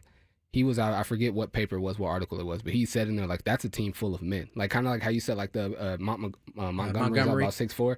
Mission Bay's the same way, but they're grown men. Yeah. They're big kids over there.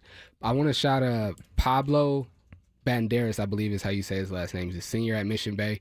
He has been on an absolute tear, I want to say, since like the end of November. He has been dominant. He had a game in the Torrey Pines Holiday Classic where he had 31 points and 25 rebounds. About like 3 dunks. He absolutely has been dominating in both the Torrey Pines Holiday Classic and the Lions Cup Classic. He's getting some looks too, huh? Yeah, he's getting a few looks. He's got a few. He's got a Pacific University of Oregon, Rose-Hulman University of Technology, and Lawrence University, and I'm sure a lot more to come because he's, like I said, he's playing out of his mind. That's awesome. That's awesome. Okay, so we got through that tournament. That was a big success, as it typically is. As we talked about, we're seeing more and more San Diego teams have success in that tournament. Now we start moving into. Are we into league play yet? Not or are we quite just yet. Not like quite a week away from that, right? Right. What are we looking at going into league play? Who do you want to highlight? What's some of these teams you want to talk about? I want to talk about Del Lago. I want to shout out Del Lago. I saw this. Where is Del Lago? They're in Escondido. Okay. They're in Escondido. They're a Division IV team in Escondido. They won Division IV last year. Had a few players, graduate and move on, so wasn't really sure. They got a transfer, Dawer Tut. He was at Orange Glen. He's their center. He's their big man. He's about like 6'5". On Tuesday night, he had 17 points and like 10 or 11 rebounds. He's just a sophomore. So he's still learning. Yeah, exactly. So I mean, they're a team that won it all for their division last year. Looks like they could do it this year, and one of their better players is a sophomore, so they look like they had a pretty good future for the next few years. Saints look like they're finally, after a slow start to the season and missing some bodies, some guys hurt from football, look like they're starting to get their stride a little bit. Yes, they got Lincoln Goron, I believe that's how you say his last name. They got him on the court for the first time, I believe last night, and he had 18 points to go along with their stud Jaden Bales, who had 20 points. So between the two of them playing the way they play and just getting their whole team on the floor, they got a kid that's like 6'7", Anthony Etheridge. He's been off the court for a little while. I forget what injury he has, but he's been off the court for a little while. But I believe he's coming back either Friday night or Saturday night. But once they get him back, along with having Lincoln on the court now they're going to start looking like the Saints teams that we've seen over the past few years. Now, before we preview some of these games coming up tomorrow, I believe. Yeah. I just want to talk about your process a little bit. Like, okay, how do you decide what games you're going to go see? Sometimes I notice you have some interviews from guys. Mm-hmm. Sometimes you don't. What kind of goes into the game plan? How you picking your games? How do you pick what you want to what your content's going to look like? Be all the way transparent. At the start of the season, I get booked by various people for various amounts of games. So wherever I'm booked and paid to be at, that's where I'm going to be because I got to pay my bills and feed my kids. Right. But after that, if I'm not booked, I try to pick teams that I either haven't seen yet or I didn't get a chance to film the year before. Or if there's a team like how La Jolla started off on like a 9-10 game win streak. Yeah. Had I not already been booked to be at their games, I'd be like, hold on, they've been killing. They got 9 games in a row. I got to go check this out. So if I haven't seen you this year, if I didn't get a chance to make it to you last year, if you got some action going on for your team is how I decide. Or if there's like a moment happening, like last week I believe on Tuesday they honored Bill Walton at Helix. At Helix, yeah, right, saw that. Right, so I went out. I wasn't booked to be at that game, but that's like big for our city. Absolutely. You know what I mean? So I went out and covered that game as well.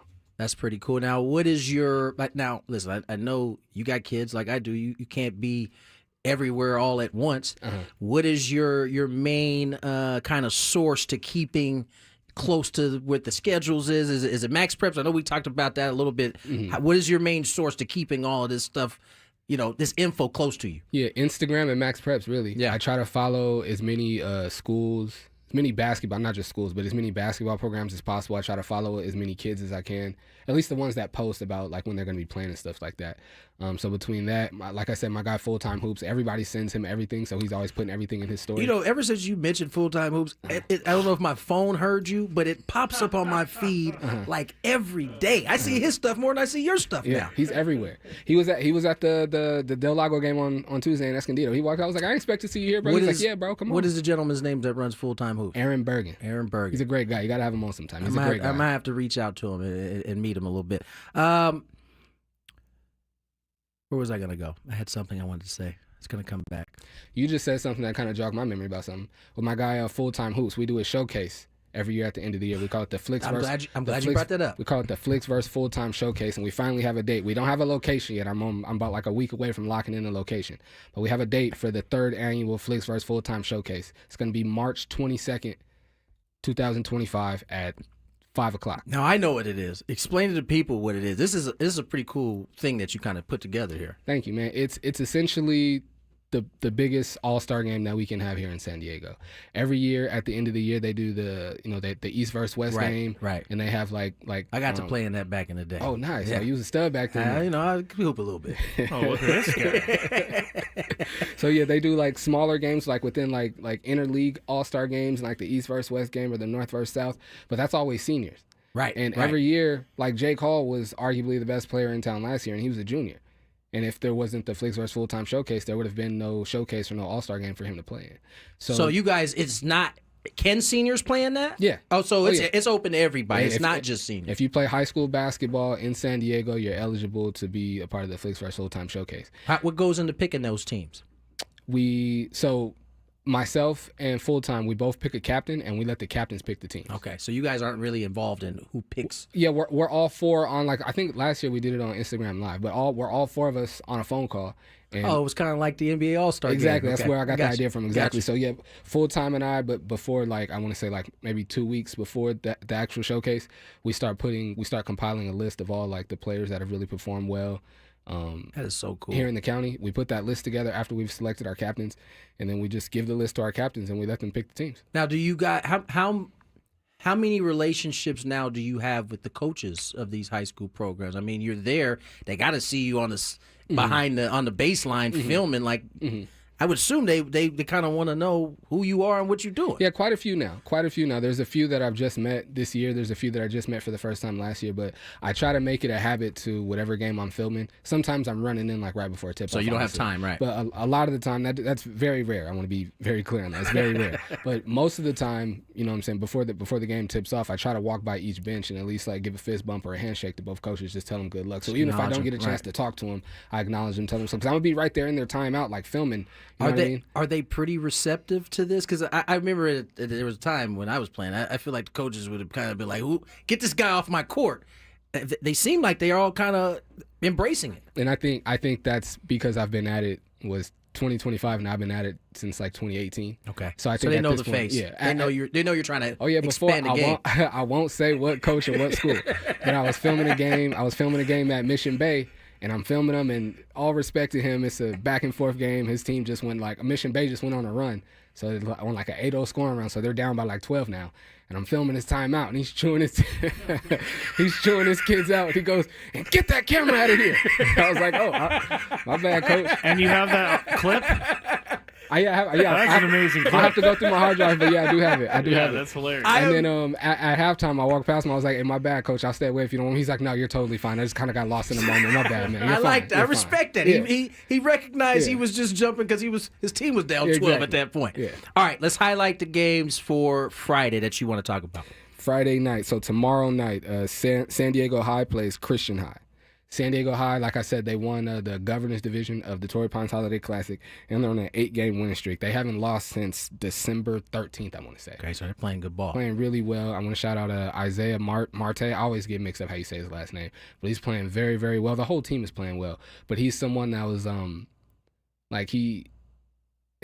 how well he plays, I feel like he doesn't get the credit that he should get, and he should get the shine that he should get. So I definitely wanted to shout him out today. But like I said, what was his name again? Isaiah Marte. Isaiah Marte. All right. San Diego High, yeah. Shout out. Yeah, San Diego High's on an 8-game winning streak. The Cavers. Yes, exactly. And they're playing a Christian high school who's on, they've won 9 of their last 10 games. And so both teams are playing well, so that'll be a really good game. Christian High, they've got Juju LaBelle. He's a junior. One of the best players in San Diego. He's another guy that like everyone knows how good Juju is, but for whatever reason, his name isn't always mentioned with the top players in the county. But he's definitely one of them. Okay, for sure. So that's going to be a really good game. And then also tomorrow night we got Point Loma, who's on a 6-game winning streak, and they play Coronado. I got to ask you about this because I've seen Coronado I feel like the last couple of years has made deep runs. Mm-hmm. Where are these hoopers coming from in Coronado?